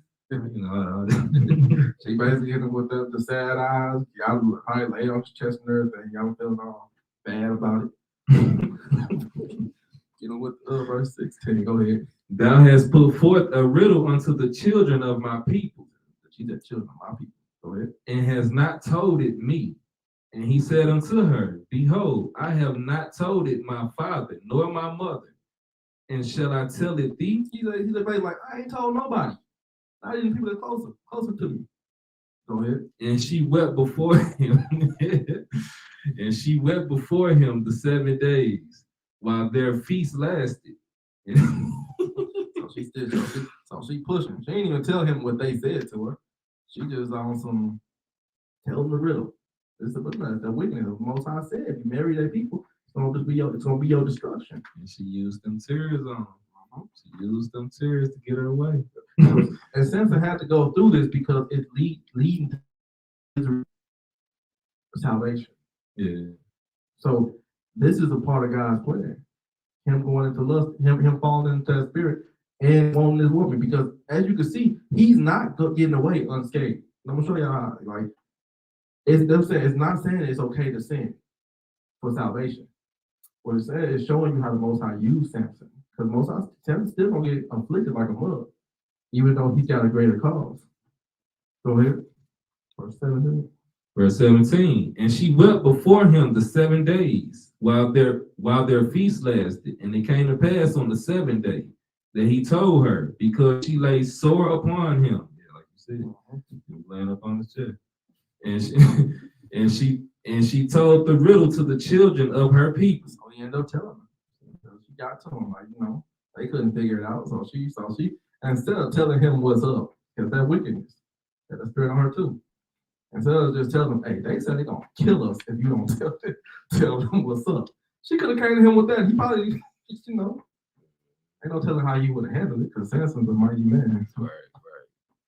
But we'll see, because he do get on some stuff. But they knew what they was doing. But this goes to show you, like how we read earlier when you brought up the scripts about the laws about marriage. This is a perfect example of when it said, and neither give thy daughters, neither give don't accept their daughters to your sons, because they go turn you away from they go turn you away. They go turn you away from certain principles and stuff like that. And that's clearly what she was doing, because now she's out on a mission to deceive her husband to satisfy her people. She's trying to trick her husband to make her husband break what he's doing just to satisfy her people. So that means if she's out to satisfy her people more, that means she don't even care about what, like, he finna lose this bet. He just put his wages up. It ain't like he just did it one way. He put his wages up too. But if he's over you, you take it from yourself. But they know what that brings, because it's necessary. Exactly. So that's just showing you that they don't give a damn about you. It's about they people. You gonna always be a sacrifice to these other people, no matter what. You gonna always be a sacrifice. She just literally threw her husband under the bus, meaning she just threw herself under the bus. She's under him. You gonna see what happened too. Yeah, that's crazy. Yeah, let's see, because like he just said, she just gave herself up, and Samson, he didn't have to. You know what? Let's get Sirach 9 into it. I want to show you something. Yeah. So Samson had control of that situation. Well, not really. Sirach 9 and 2. Sirach chapter 9, verse 2. Give not thy soul unto a woman to set her foot upon thy substance. You ain't supposed to give your power to the woman. See, I was trying to avoid it. You just brought me. That was the first scriptures I was trying to not jump into. But yeah, let me read that again. Go ahead. Because that's what that was just going into. It's like, give not thy soul unto a woman to set her foot upon thy substance. So he gave the power over to her. Like he wasn't like him giving that power to her, that messed up everything. You're not supposed a man, y'all know a man supposed to have control over his situation. Yeah. Under the most high in Christ, the man supposed to have control over his house, over his wife. You ain't supposed to let your wife take control of it. All he had to do was tell her, hold on. Cause like I said, they were supposed to get paid if they couldn't figure it out. So Right. him and her would have got paid. And they was supposed to lose if they knew the secret. But she went to go tell the secret. Like, how in the hell is y'all on one accord? And you literally try to take out your house to satisfy your people. Well, but that's why you're not supposed to marry the heathen. They was all coming together. Exactly. The Most High is dealing with Samson. Samson's about to get that butt whooping. Go to chapter 33 in Sirach and get verse 19.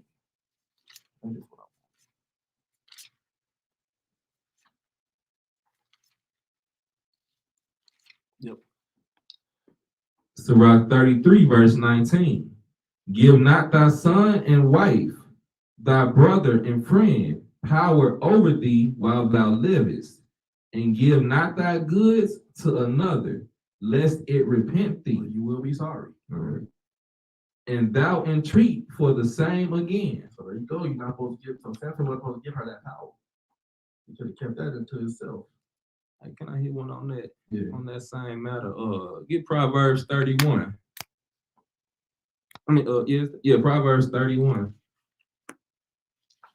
and verse 3. Proverbs chapter 31 and verse 3. That's the one I was looking for too. Give not thy strength unto woman. You see that, and that was law. That was an instruction his King Solomon's mother was teaching him. Go ahead.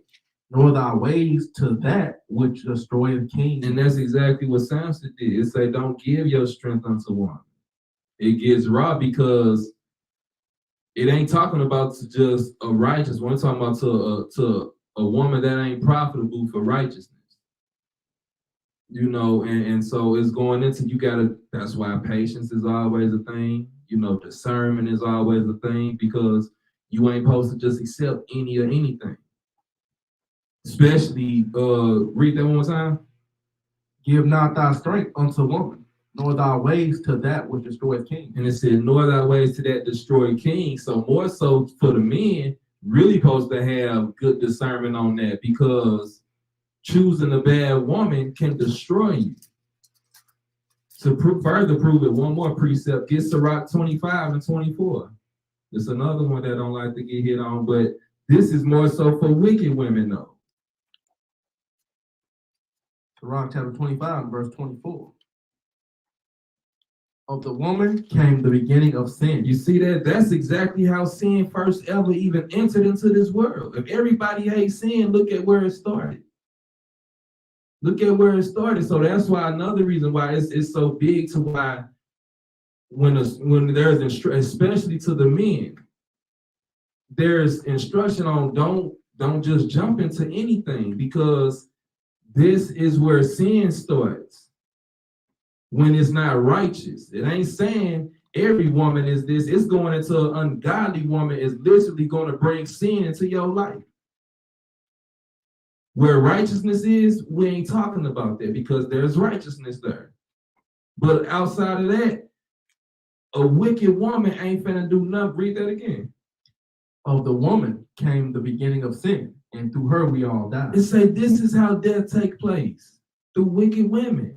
And there's many ways how scenarios can play out. Men have their part too, so don't think it's just only talking about directly on a woman.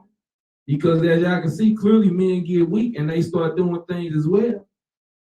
But we got to take heed to what the Most High said. It say through the woman, that's where wickedness comes from. And that's no different with this what we're going over today. Because y'all see, that's where it all started. Samson, remember Most High put the spirit over Samson. You want to go down there and talk to that woman. That was kickstarting. That kickstarted everything. Mm-hmm. Samson going into sin, and also the beginning of how the Most High about to deliver Israel. It always, remember, David's story is after this. When David time is after this. Saul, after this. It goes, remember, you go all the way back to Eve. That's why I say. I'm glad you said that, exactly. If of the woman came the beginning of sin. Most High's always brought it through because men be getting enticed. Exactly. And exactly, because that's the biggest point about it. Exactly. Going back to Eve, because it's showing you that deception is so easy, and especially through women. Because that's where sin came through. A woman was deceived. You know, the man took part too. Don't like I say, it's as men have their part as well. Because the thing is, the man was supposed to always. He, like you said earlier, though, was supposed to control it. Supposed to control matters. You know, especially righteous matters. Any matter, really, righteous matters, ungodly matters, us men, that's really our job. Especially Israelite men. Like, because Israel, period, we are over the whole world. But amongst that, the men, the Most High gave us men the order to establish order. You know, so All praises. So let's get back to Judges, and let's get chapter 10.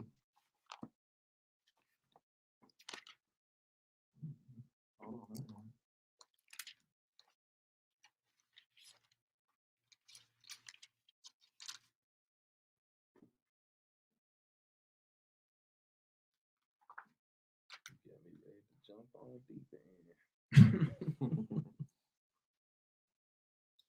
I'm gonna go to Judges chapter 14.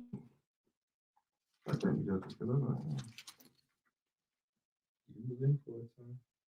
yeah, Judges 14 and 8 start at 18. Oh. Hold on, I wrote the wrong stuff down. You say 14, 18? Yeah. Judges 14, verse 18. And the men of the city said unto him on the 7th day before the sun went down, what is sweeter than honey, and what is stronger than a lion? And he said unto them, if ye had not plowed with my heifer, ye had not found out my riddle. Y'all understand what he said? Right. Right.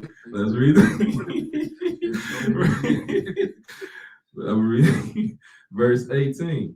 And the men of the city said unto him on the 7th day before the sun went down, what is sweeter than honey, and what is stronger than a lion? And he said unto them, if ye had not plowed with my heifer, ye had not found out my riddle. He said, y'all been messing around with my wife. Right. And y'all trying to got the information. He said, if y'all ain't played around with my heifer,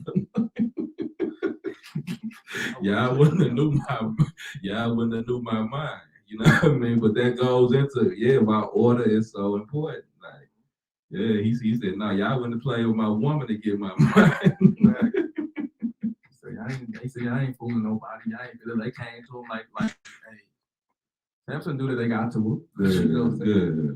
Good. Verse 19. Verse 19. And the Spirit of the Lord came upon him. So it says Spirit. So remember, this is the Most High doing.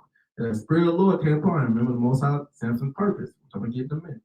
Go ahead. And he went down to Ashkelon and slew 30 men of them. So he said, look, this was they ended up getting killed for this. He thought went out there and killed 30 of them. Go ahead. And took their spoil and gave change of garments unto the which expounded the riddle. And you could say because they didn't keep their word, they could have figured it out and they would have got paid. But they figured they didn't figure it out. You know, he didn't pay them. He ended up going out there and killing a few of them. Go ahead.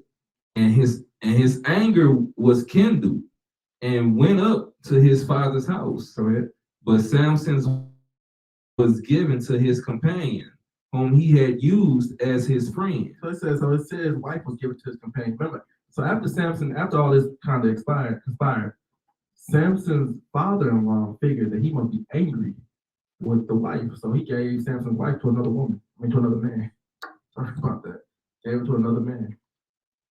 So let's see what this do. But remember, let's get Judges 13 and 5 again. So y'all understand. The scriptures speak better than I do. Judges 13 and 5. So now Samson took some lives of some Philistines. Okay? Judges 13 and 5. Judges 13, verse 5. Lo, thou shalt conceive and bear a son, and no razor shall come on his head, For the child shall be a Nazarite unto God from the womb, and he shall begin to deliver Israel out of the hand of the Philistines. That's Samson's purpose. Is to deliver Israel out of the hand of the Philistines. And it said to begin it. Exactly. So meaning he's not the end of it. Right. He just kick-starting it, getting it off the ground. This is technically the rebellion against the Philistines. You never really want to call ourselves rebellious, but this is we're about to go against them. So Samson was the beginning of that. Now, let's get Judges 15. See, I messed up and wrote 10 on that last one. I wasn't moving too fast. Judges 15 and 1. Sorry, now. Judges chapter 15, verse 1. But it came to pass within a while after, in the time of wheat harvest, that Samson visited his wife with the kid. And he said, I will go into my wife into the chamber. But her father would not suffer him to go in. So this is picking back up on that. Samson, after a while, returned from doing what he was doing, and he wanted to go in onto his wife, meaning he wanted to go lie with her. But his father-in-law would not allow him to go in. Now let's see verse 2, what he said. And her father said, I verily thought that thou hast utterly hated her. Therefore, I gave her to thy companion. So he followed some sequel stuff. He probably never wanted his daughter with Samson to begin with. But he said, well, since she was so angry about the whole riddle thing, I figured I'd give her to somebody else. I thought she was angry with her. Go ahead. Is not her younger sister fairer than she? Well, here you go. So it's not exactly, but would you rather I can be her sister? Go ahead. Take her, I pray thee, instead of her. So all this is being said to set something in motion. Verse 3.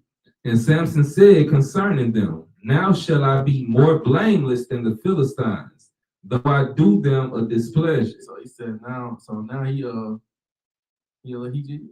he pissed off. Give verse 4. And Samson went and caught 300 foxes and took firebrands and turned tail to tail and put a firebrand in the midst between two tails.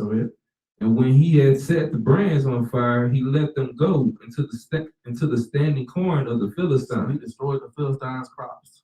And burnt up both the shocks and also the standing corn with the vineyards and olives. That was real tactical. He took some foxes and set their tails on fire and had them run through the corn. Go ahead. And the Philistines said, who had done this? And they answered, Samson, the son-in-law of the Timnite. They said, why is this happening? And the other man reported it was Samson, the son-in-law of Timnite. Go ahead. Because he had taken his wife and given her to his companion. So they knew what was up. They said, because the father-in-law took Samson's wife and gave it to somebody else. Go ahead. And then Philistines came up and burnt her and her father with fire. So it was never gonna last.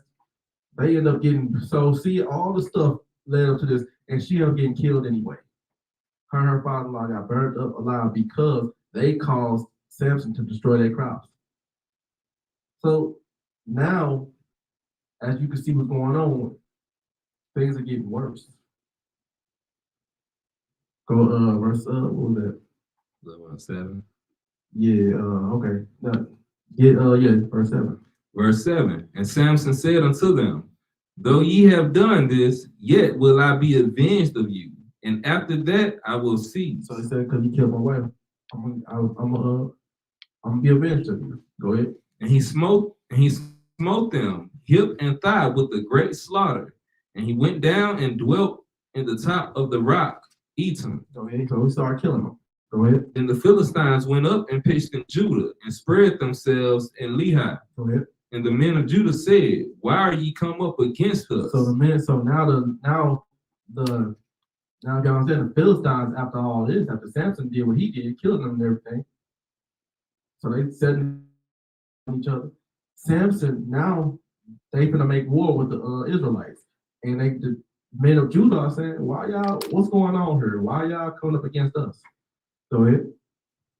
And they answered, to bind Samson to bind Samson, or we come up to do to him as he had done to us. So he said, we came to get Samson to exact the vengeance on him that he had done to us. So see, now it's back and forth. Now it's back and forth. It's Sirach 28:1.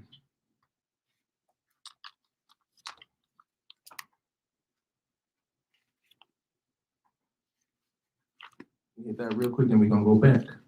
Sirach 28:1.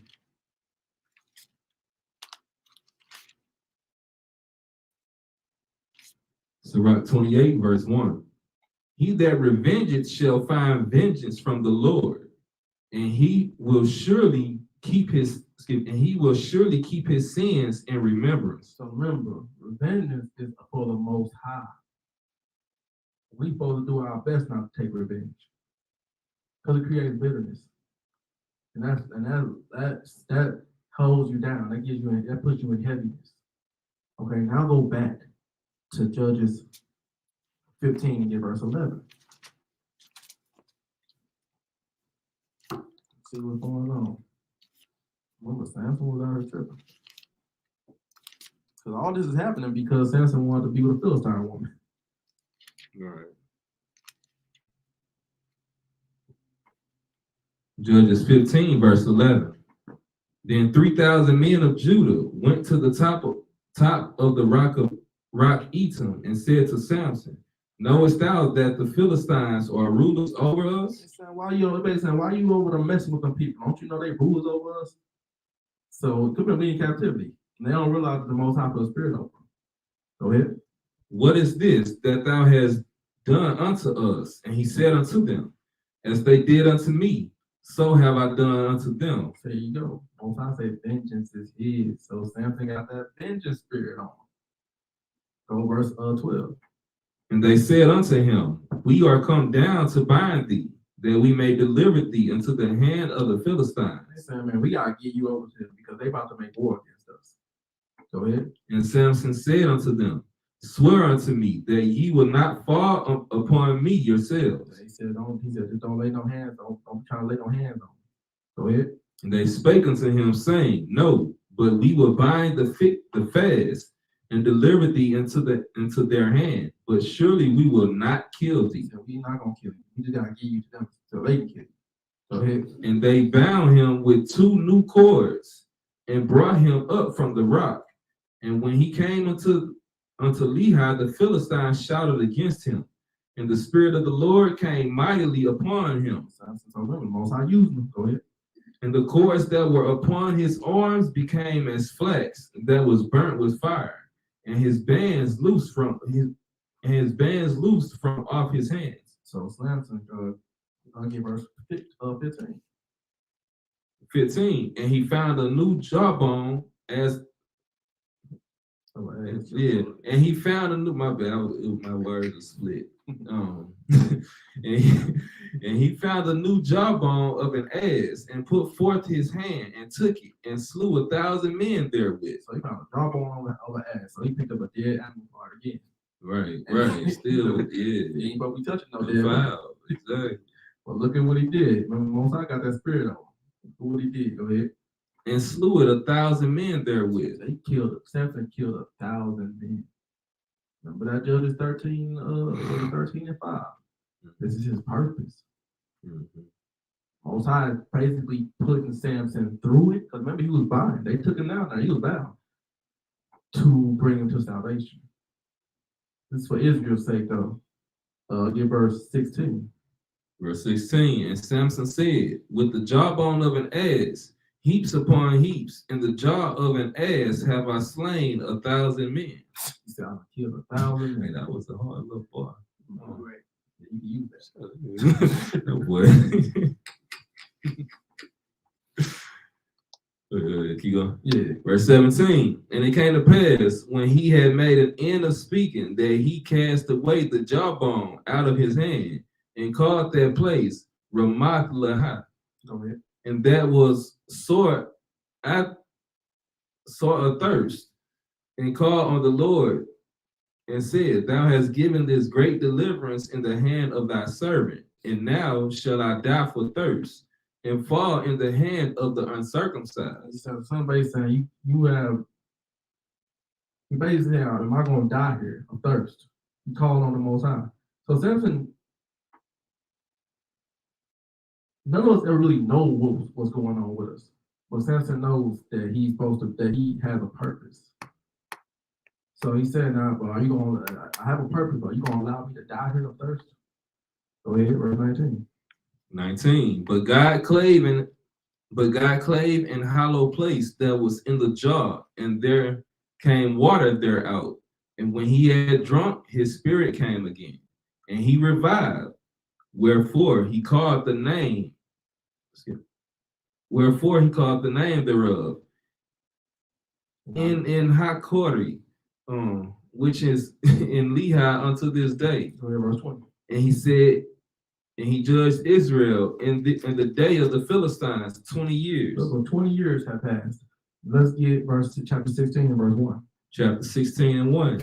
And went Samson to Gaza, and saw there an harlot, and went in unto her. So at this point, it's 20 years to pass. So you gotta see Samson probably been just going down, just been going down.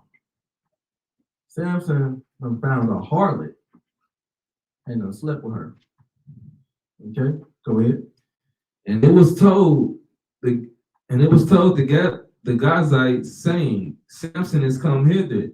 And they compassed him in, and laid wait for him all night in the gate of the city, and were quiet all the night, saying, In the morning, when is it day? We shall kill him. And Samson lay till midnight, and arose at midnight. I'm sorry. My bad. Get verse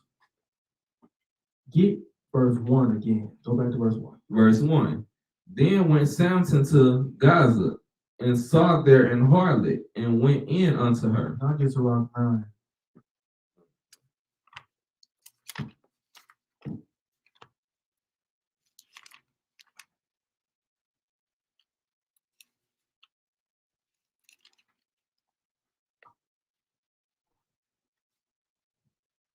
And just go get verse 6. Sirach 9, verse 6. Give not thy soul unto harlots, that thou lose not thine inheritance. So when you gotta understand, Samson he slept with a harlot, and so naturally he in danger of losing his inheritance. Get Sirach 15 and 12.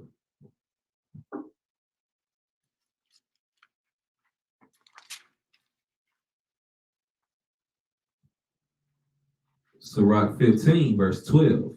Say not thou, he hath caused me to err. Ooh, that's the let's go into that James 1. Say not thou, he hath caused me to err, for he had no need of the sinful man. So understand that when you are in sin, when you got a spirit on you, you constantly going, it's by your own hand, and you constantly getting waxing worse and worse. Okay? And that's what's going on with Samson. He done mess around with this harlot woman. Now let's go back to Judges 16. So never blame the Most High for when you're going through. Always consider that by your own hand. But the Most High don't got a use for a sinful man. And this is what we learn when we read this stuff, read these stories. Was that Romans 15 and 4? Yeah. So let's go back to Judges, and let's get verse 3. Start at verse 3. Judges 16 and 3. Judges 16, verse 3. And Samson lay till midnight, and arose at midnight, and took the doors of the gate of the city, and the 2 posts, and went away with them, bar and all, and put them upon his shoulders, and carried them up to the top of the hill that is before Hebron. Go ahead.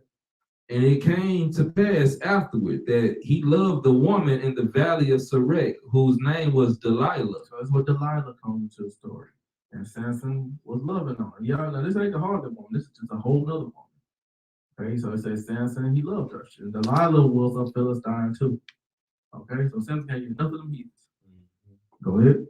And the Lord of the Philistines came up unto her and said unto her, entice him and see wherein is his. They knew they been watching Samson. They like, man, they knew that he had eyes for her. They said entice him and see where his great strength lies, because Samson's still a mighty man. He said because they're trying to bring him down. He's basically Israel's champion. Go ahead. And by what means we may prevail against him, that we may bind him to afflict him, and we will give thee every one of us 1,100 pieces of silver. And so he said, we're gonna every last one of us gonna give you, Delilah, 1,100 pieces of silver if you do this thing. And that's another reason why the Most High don't want us dealing with heathens, because y'all see how they treat their daughters. They would hoe out their daughters just to trick Israel. They literally just pretty much just sent her on a whole mission to kill off something they couldn't handle. That's why the Most High don't want us dealing with them, because that's the type of way how they look at they women. In Israel, man, we ain't supposed to even look at our women that low, but that's how low they'll look at they women. So that's another reason why we ain't supposed to make mixed marriages either. Because in a second, they'll make a hoe out their daughters, regardless of how much they claim to love them. And remember, Samson represents the strength of Israel. Okay? He's supposed to be the picture of what an Israelite man is supposed to be. And you see how they came to him, they came to her and said, we need you to entice him to bring him down. That's nothing new. That's today. Let's say, look, let me show y'all. Get Psalms 83 and 4. Psalms chapter 83 and verse 4. There's nothing new under the sun. Because remember, he basically is the strength of Israel. So look at this. Psalms 83 verse 4. They have said, come and let us cut them off from being a nation, that the name of Israel may be no more in remembrance. Different words, but it's the same context. That's what they want. They're trying to cut him off. Because remember, Samson is the one that's supposed to be taking care of Israel. He's basically that first deliverer. Now go to chapter. Jump to verse 3. Verse 3. They have taken crafty counsel against thy people and consulted against thy hidden ones. Ain't that what they did? Right. They took crafty counsel against Samson. The same thing going on today. They said, let us cut them off from being a nation. And they did it through their woman now. Exactly. They say, go entice this man. We need to know something. So they have taken crafty counsel against him. So they did that's what they did. Everything we read in the Bible reflects on us. That's nothing new. They taking crafty counsel against us today. They still trying to figure out how to destroy us. And that goes to show you also why you got to be careful when it comes to harlots, because that could just be like just what you see as just an individual session, but a lot of the times how they say nowadays, you get set up chicks. Like that's the best way I could put it in, present day terms. They get set up chicks now. And that's basically all what this was back then, what they was doing. Set up chicks, and then those are wicked matters. That was in Harlem Nights, wasn't it? Yeah. Bugsy California. Yeah. She said, you like him? She said, what you mean? She said, well, y'all know, y'all Yeah. go watch Harlem Nights. It's right. Yeah. Hey, you actually right though, because he actually asked her that in the club because they saying they couldn't take over. They seen, Sugar had his stuff taking place or whatever. They couldn't beat him. So he asked the girl. He was like, he said, you like him? She say, nah. Or she say, well, like him how? Yeah, He say, like him enough to lay with him. Because he trying to get info. He trying to conquer over this dude. Clearly it was, he's, heathen. And they was trying to conquer over Israel, a worldly Israelite. But also have to keep that in mind that your enemy is always out to destroy you. Oh yeah, right? Always. So let's go back to the Judges 16, and let's start at verse 6. We're about to get through it, y'all. That's on. Say verse 6. Yeah. Judges 16, verse 6. And Delilah said to Samson, tell me, I pray thee, wherein thy great strength lieth, and wherewith thou mightest be bound to afflict thee. So she enticed that word. Just tell this what y'all said. This is why they doing their thing. He said, tell me where your strength lies. Go ahead. And Samson said unto her, if they bind me with 7 green withs that were never dried, then shall I be weak and be as another man. So he basically put it on. He's like, he ain't telling them what's the truth, but he's telling them, no, they do this, I'll be like another man. Go ahead. Then the lords of the Philistines brought up to her 7 green withs, which had not been dried, and she bound him with them. Now there were men lying in wait, abiding with her in the chamber. And she said unto him, the Philistines be upon thee, Samson. And he brake the withs, as a thread of tow is broken when it toucheth the fire. So his strength was not known. So he was still strong. He broke the whip. Go ahead. Verse 10. And Delilah said unto Samson, behold, thou hast mocked me and told me lies. Now tell me, I pray thee, wherewith thou mightest be bound. Remember, Delilah, she's trying to get paid. So basically he's telling her lies, and she got people wait so they can bind him and take him down. She's trying to get her money. $1,100 a piece. Right. She ain't trying to work no more. Go ahead.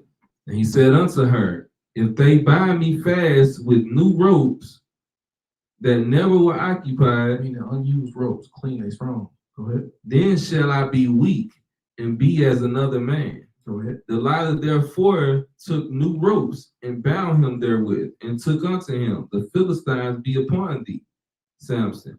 And there were liars in wait abiding in the chamber, and he brake them from off his arms like a thread. So she kept trying to get him. She said, Philistines be upon you, but he still ain't getting it. But she's still not getting it. Go ahead. And Delilah said unto Samson, hitherto thou hast mocked me and told me lies. Tell me wherewith thou mightest be bound. And he said unto her, if thou weavest the 7 locks of my head with the web, go ahead. And she fastened it with the pin, and said unto him, the Philistines be upon thee, Samson. And he awaked out of his sleep, and went away with the pin of the beam and with the web. And she said unto him, how can thou say I love thee when thine heart is not with me? so she was that same game that the other woman used. Right. So how can you keep lying to me?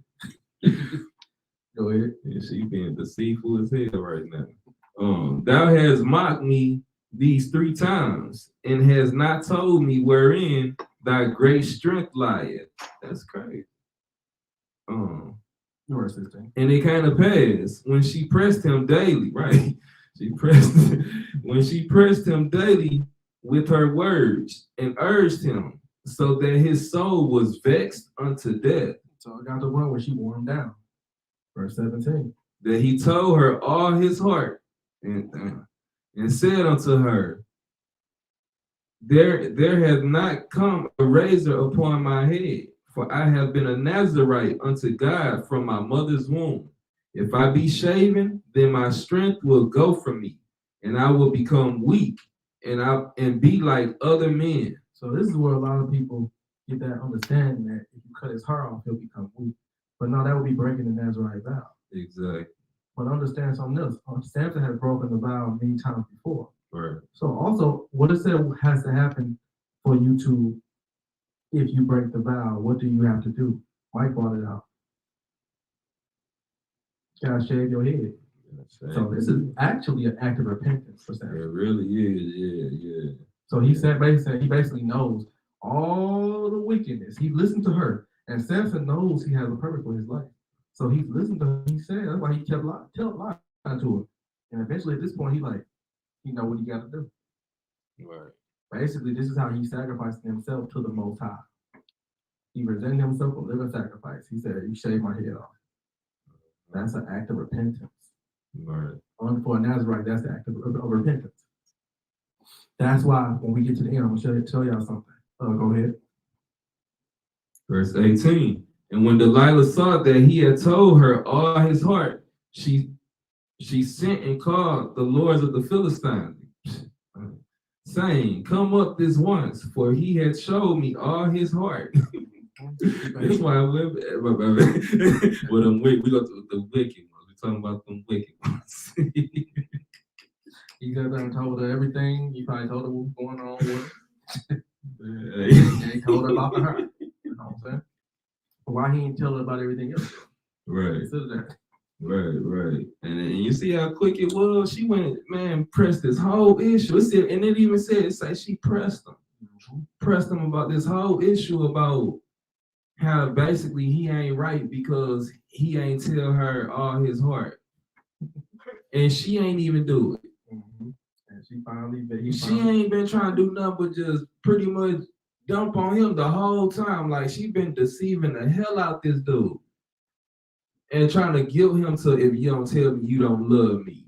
But the minute she got all the love, what she do? And told him, hey, deceive that nigga. He told me everything. That's why, you gotta be patient, man. And especially, but more so in this case, not dealing with them heathens. Because this is the work of heathens. But y'all see the part where it says Samson was vexed? Yeah, that's it. All that stuff was bearing down on that he had been doing over the years. So that's why he told her. Come on. Yeah, exactly. So after how we tell you, after a while you can be in sin, and after a while you get so beat down, eventually you gonna repent. Right. What does it say? When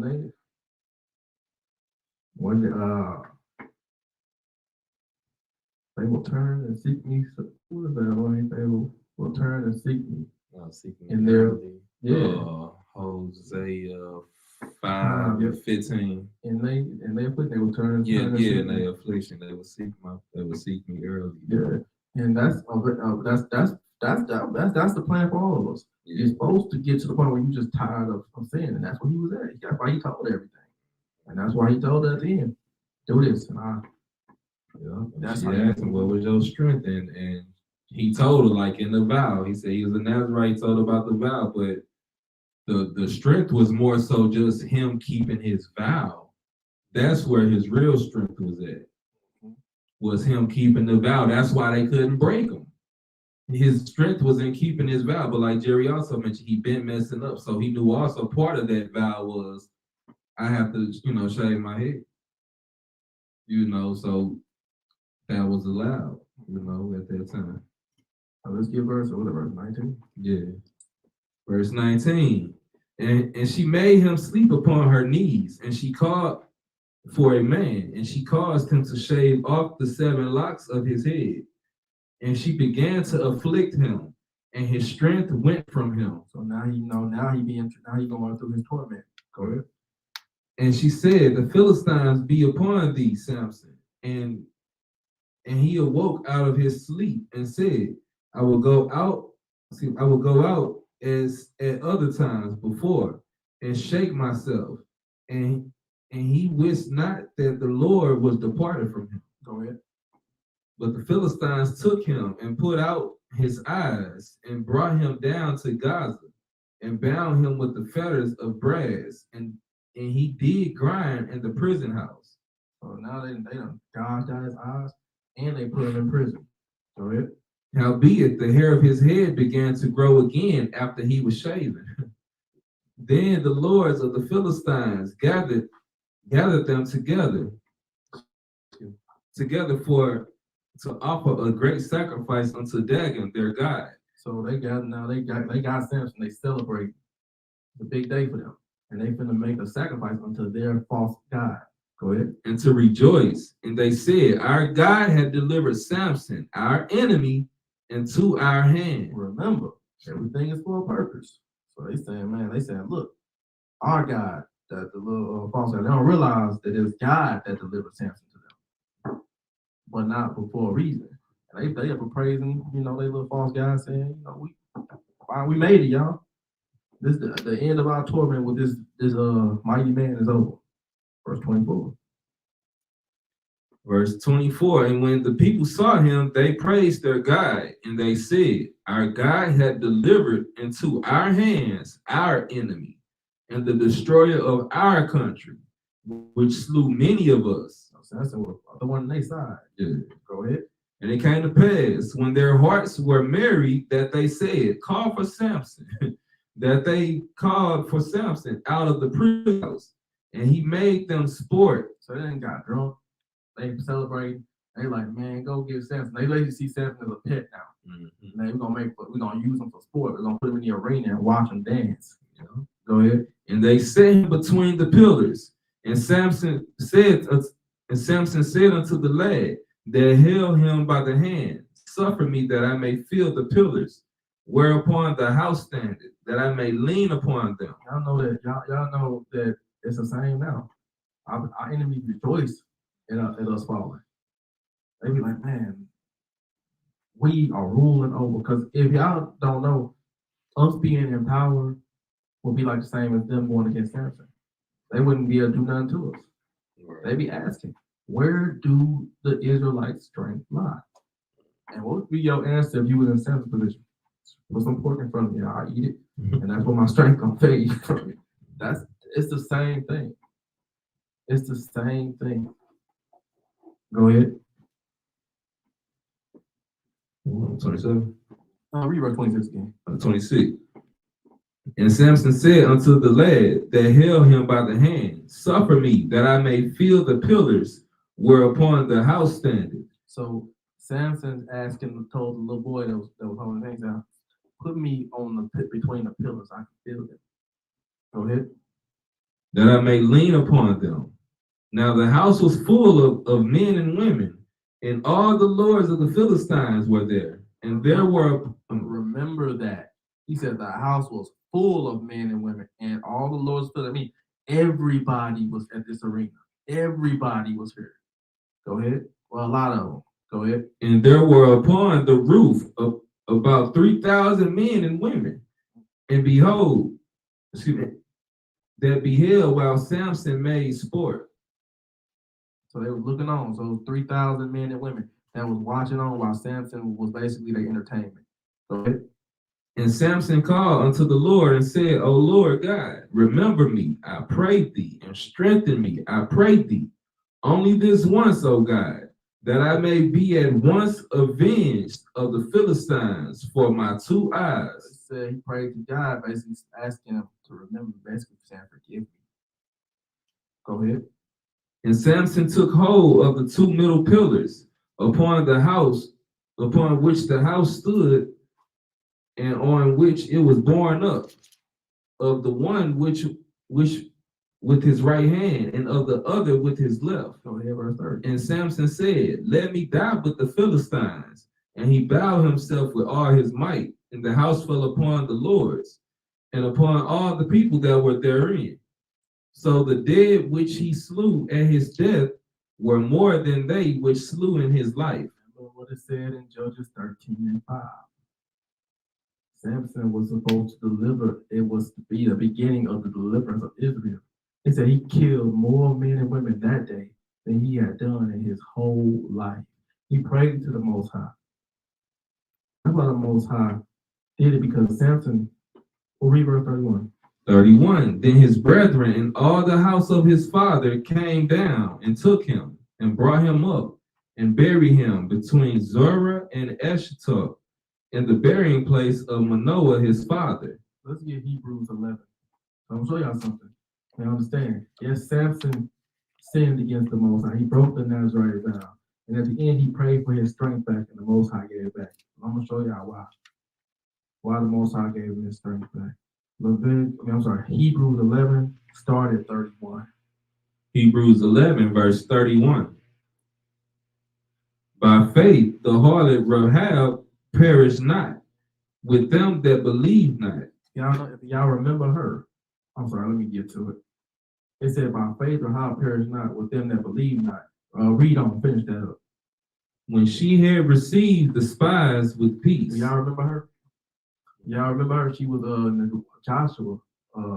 Remember, they went in to spy, and they asked her if they could stay with her. She took them in, and when they left, she said, "Well, y'all show when God destroys this place, will you have mercy on me and my house?" Even though she was a heathen, he said that. So yeah, she had by faith, and what the Most High was going to do, she had mercy. Go ahead. Verse 32. And what shall I say? And what shall I more say? For the time would fail me to tell of Gideon, of the Barak, and of Samson, and of Jephthah, of David also, and Samuel, and of the prophets. They said the time will fail me. He's basically saying, I ain't got enough time to tell you everything about them. He said, but so look what he said in 33. Who through faith subdued kingdoms, wrought righteousness, obtained promises, stopped the mouths of lions. Because they through faith. Samson's name is mentioned in there because you understand, Samson was repentant after everything he did, and he did receive the kingdom because he had faith. Samson, he failed, but he also never lost faith. Read that again, 33. Verse 33. Who through faith subdued kingdoms. Ain't that Samson? Go ahead. Wrought righteousness, obtained promises. Samson still obtained the promise that he delivered Israel. That was his purpose. The Most High just took him away a certain way to get it. And that's what you give in your own life. Even though things may seem to be a little, hectic at times, it's all for a greater purpose. Right. Samson killed more men and women that day than he had in his entire life. He repented. He called on the Most High. The Most High returned his strength because he never lost his faith.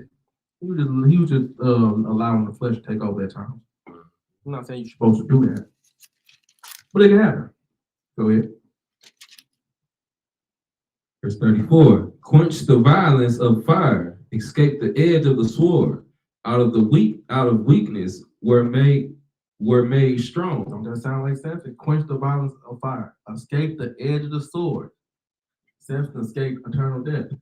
He said, out of weakness were made strong. And Samson's weaknesses, wasn't he made strong? He went through a lot. Go ahead. Wax valiant in fight. Turn to flight the armies of the aliens. Go ahead, verse 35. Women received their dead raised to life again, and others were tortured, not accepting deliverance, that they might obtain a better resurrection. Let me explain that to y'all. They're saying that our women, our ancestors, and even us nowadays, will be put through certain things to the point where it's going to be torment to your flesh, torment to your spirit, but will not accept. Read it again. Verse 35? 34. Quench the violence of fire, escape the edge of the sword. Out of weakness were made strong. Wax valiant in fight. Turn to flight the armies of the aliens. Yeah, verse, when they say turn to fight the armies of the aliens, our people were so mighty that the armies of the wicked flee from us. Verse 35. Women received their dead raised to life again, and others were tortured, not accepting deliverance. So they was tortured, not accepting deliverance. And they endured their torturing, and to not be delivered, and they were not going to accept the gifts of the wicked against the gift of God. Go ahead. That they might obtain a better resurrection. That they might have a better resurrection. that they went through things. Our ancestors went through things, knowing that it was hard. It was hard at times, but they were trying to obtain a better resurrection, and which they did. Verse 36. 36. And others had trial of cruel mockings and scourgings, yea, moreover, of bonds and imprisonment. It's just talking about all the stuff how people have went through. They had cruel mockings. People say some stuff about us that make your blood boil. They not even just say stuff about us, they lie in our name. You know what I'm saying? Go ahead. Scourge us. They were stoned, they were sawn asunder, were tempted, were slain with the sword. They wandered about in sheepskin and goatskin, being destitute, afflicted, tormented. So that's what I'm saying. These are all things our people went through, all things that we go through. But as for our people, they were delivered from it. And that's how we have to do. We're gonna be delivered. We just gotta get through it. You're gonna be delivered. Don't give up in your walk with the Most High, based off of what today is offering you. Let's get Ecclesiastes. Close it out with this. Ecclesiastes 3:1. Understand Samson. His path was a little different from most of our ancestors. Samson was out here just sinning, but Samson was being used for a greater purpose. Apply it to yourself. I want to say Ecclesiastes 3:1. Ecclesiastes 3, verse 1. To everything there is a season, and a time to every purpose under the heaven. So everything you're going through is always a season. You're gonna be in different seasons every year. So that season is that season you gotta endure. And to everything, and to every time, every season, there's a purpose. There's a reason you're going through that certain thing in that certain season. Okay? So all praise to the Most High God. You want to add anything on? Yeah, just some we started off with, just like you say, because still, it's a purpose to everything we go through. It's a purpose to everything, and a lot of times I go always see what it is. Let's go to Proverbs 24:16. That's what we started off with. I always like hitting a couple of precepts right with that. Yeah, 24:16. Proverbs chapter 24 and verse 16. For a just man falleth 7 times and rise up again, but the wicked shall fall into mischief. Right. So, we, like you said, we always got to keep that in mind. There's always going to be times to where we can possibly fall. It said, but keep in mind, it said a just man. A just man, meaning one who still has the focus of the commandments. They still got the focus of wanting to repent. So it said it's going to be 7 times a just man might fall. So now get Matthew 12, and let's start at verse 43. Matthew chapter 12 and verse 43.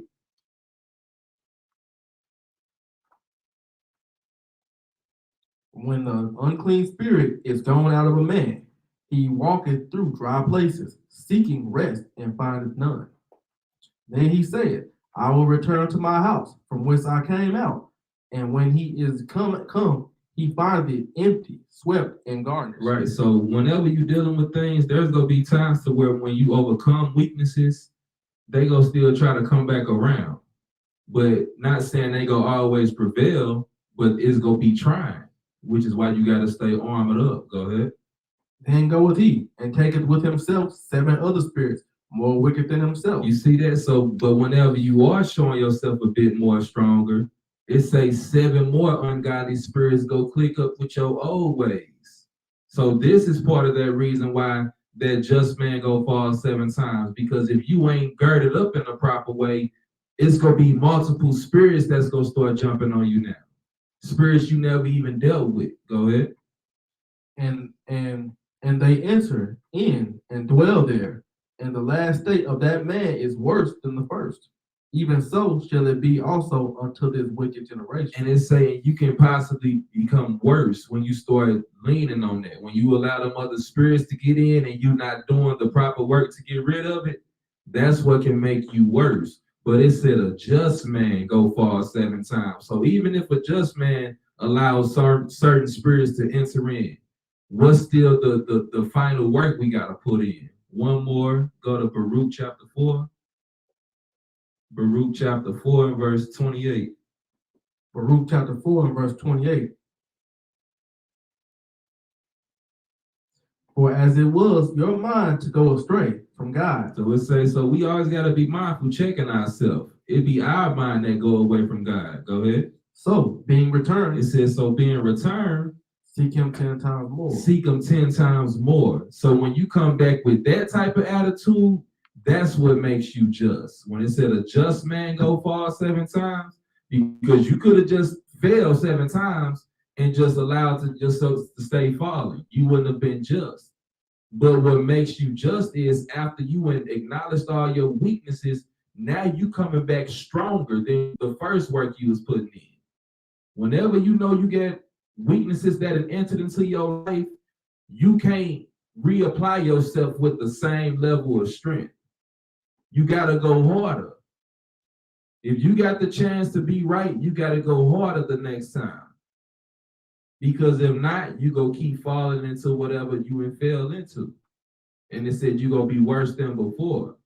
So if you are talking about changing or becoming better, what's going to make you just in them situations you taking L, where you taking L's is if you actually learned the lesson. And you got to start now applying yourself 10 times more than your wickedness. So that's just the thing I want to put on that. All praise to the Most High. Let's go ahead and get Matthew 26.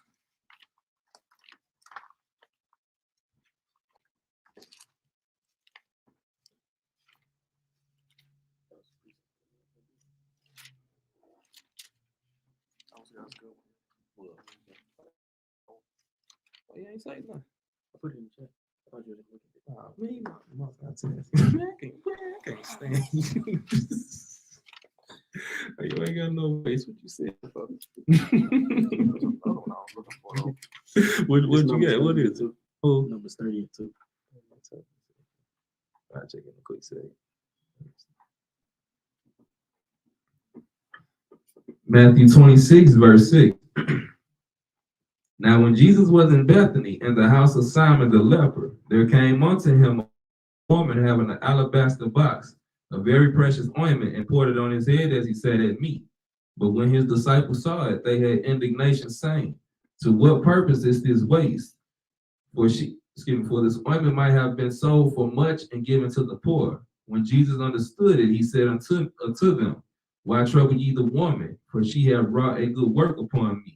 For ye have the poor always with you, but me ye have not always. For in that she hath poured this ointment on my body, she did it for my burial. Verily I say unto you, wheresoever this gospel shall be preached in the whole world, there shall also this, that this woman had done, be told for a memorial of her. That's a memorial of Mary Magdalene. Whenever is how she comforted Christ, and how she took care of him. Christ praised her for that. They said, so whenever y'all bring out the word of God, always remember to bring out the memorial of Mary Magdalene. That's how important she is, how important her repentance is. Mary Magdalene is a great example of repentance. A lot of people say, if you ever say, I can't change, consider Mary Magdalene. She had a lot of spirits on her, but she overcame. All praise. Well, I say shalom.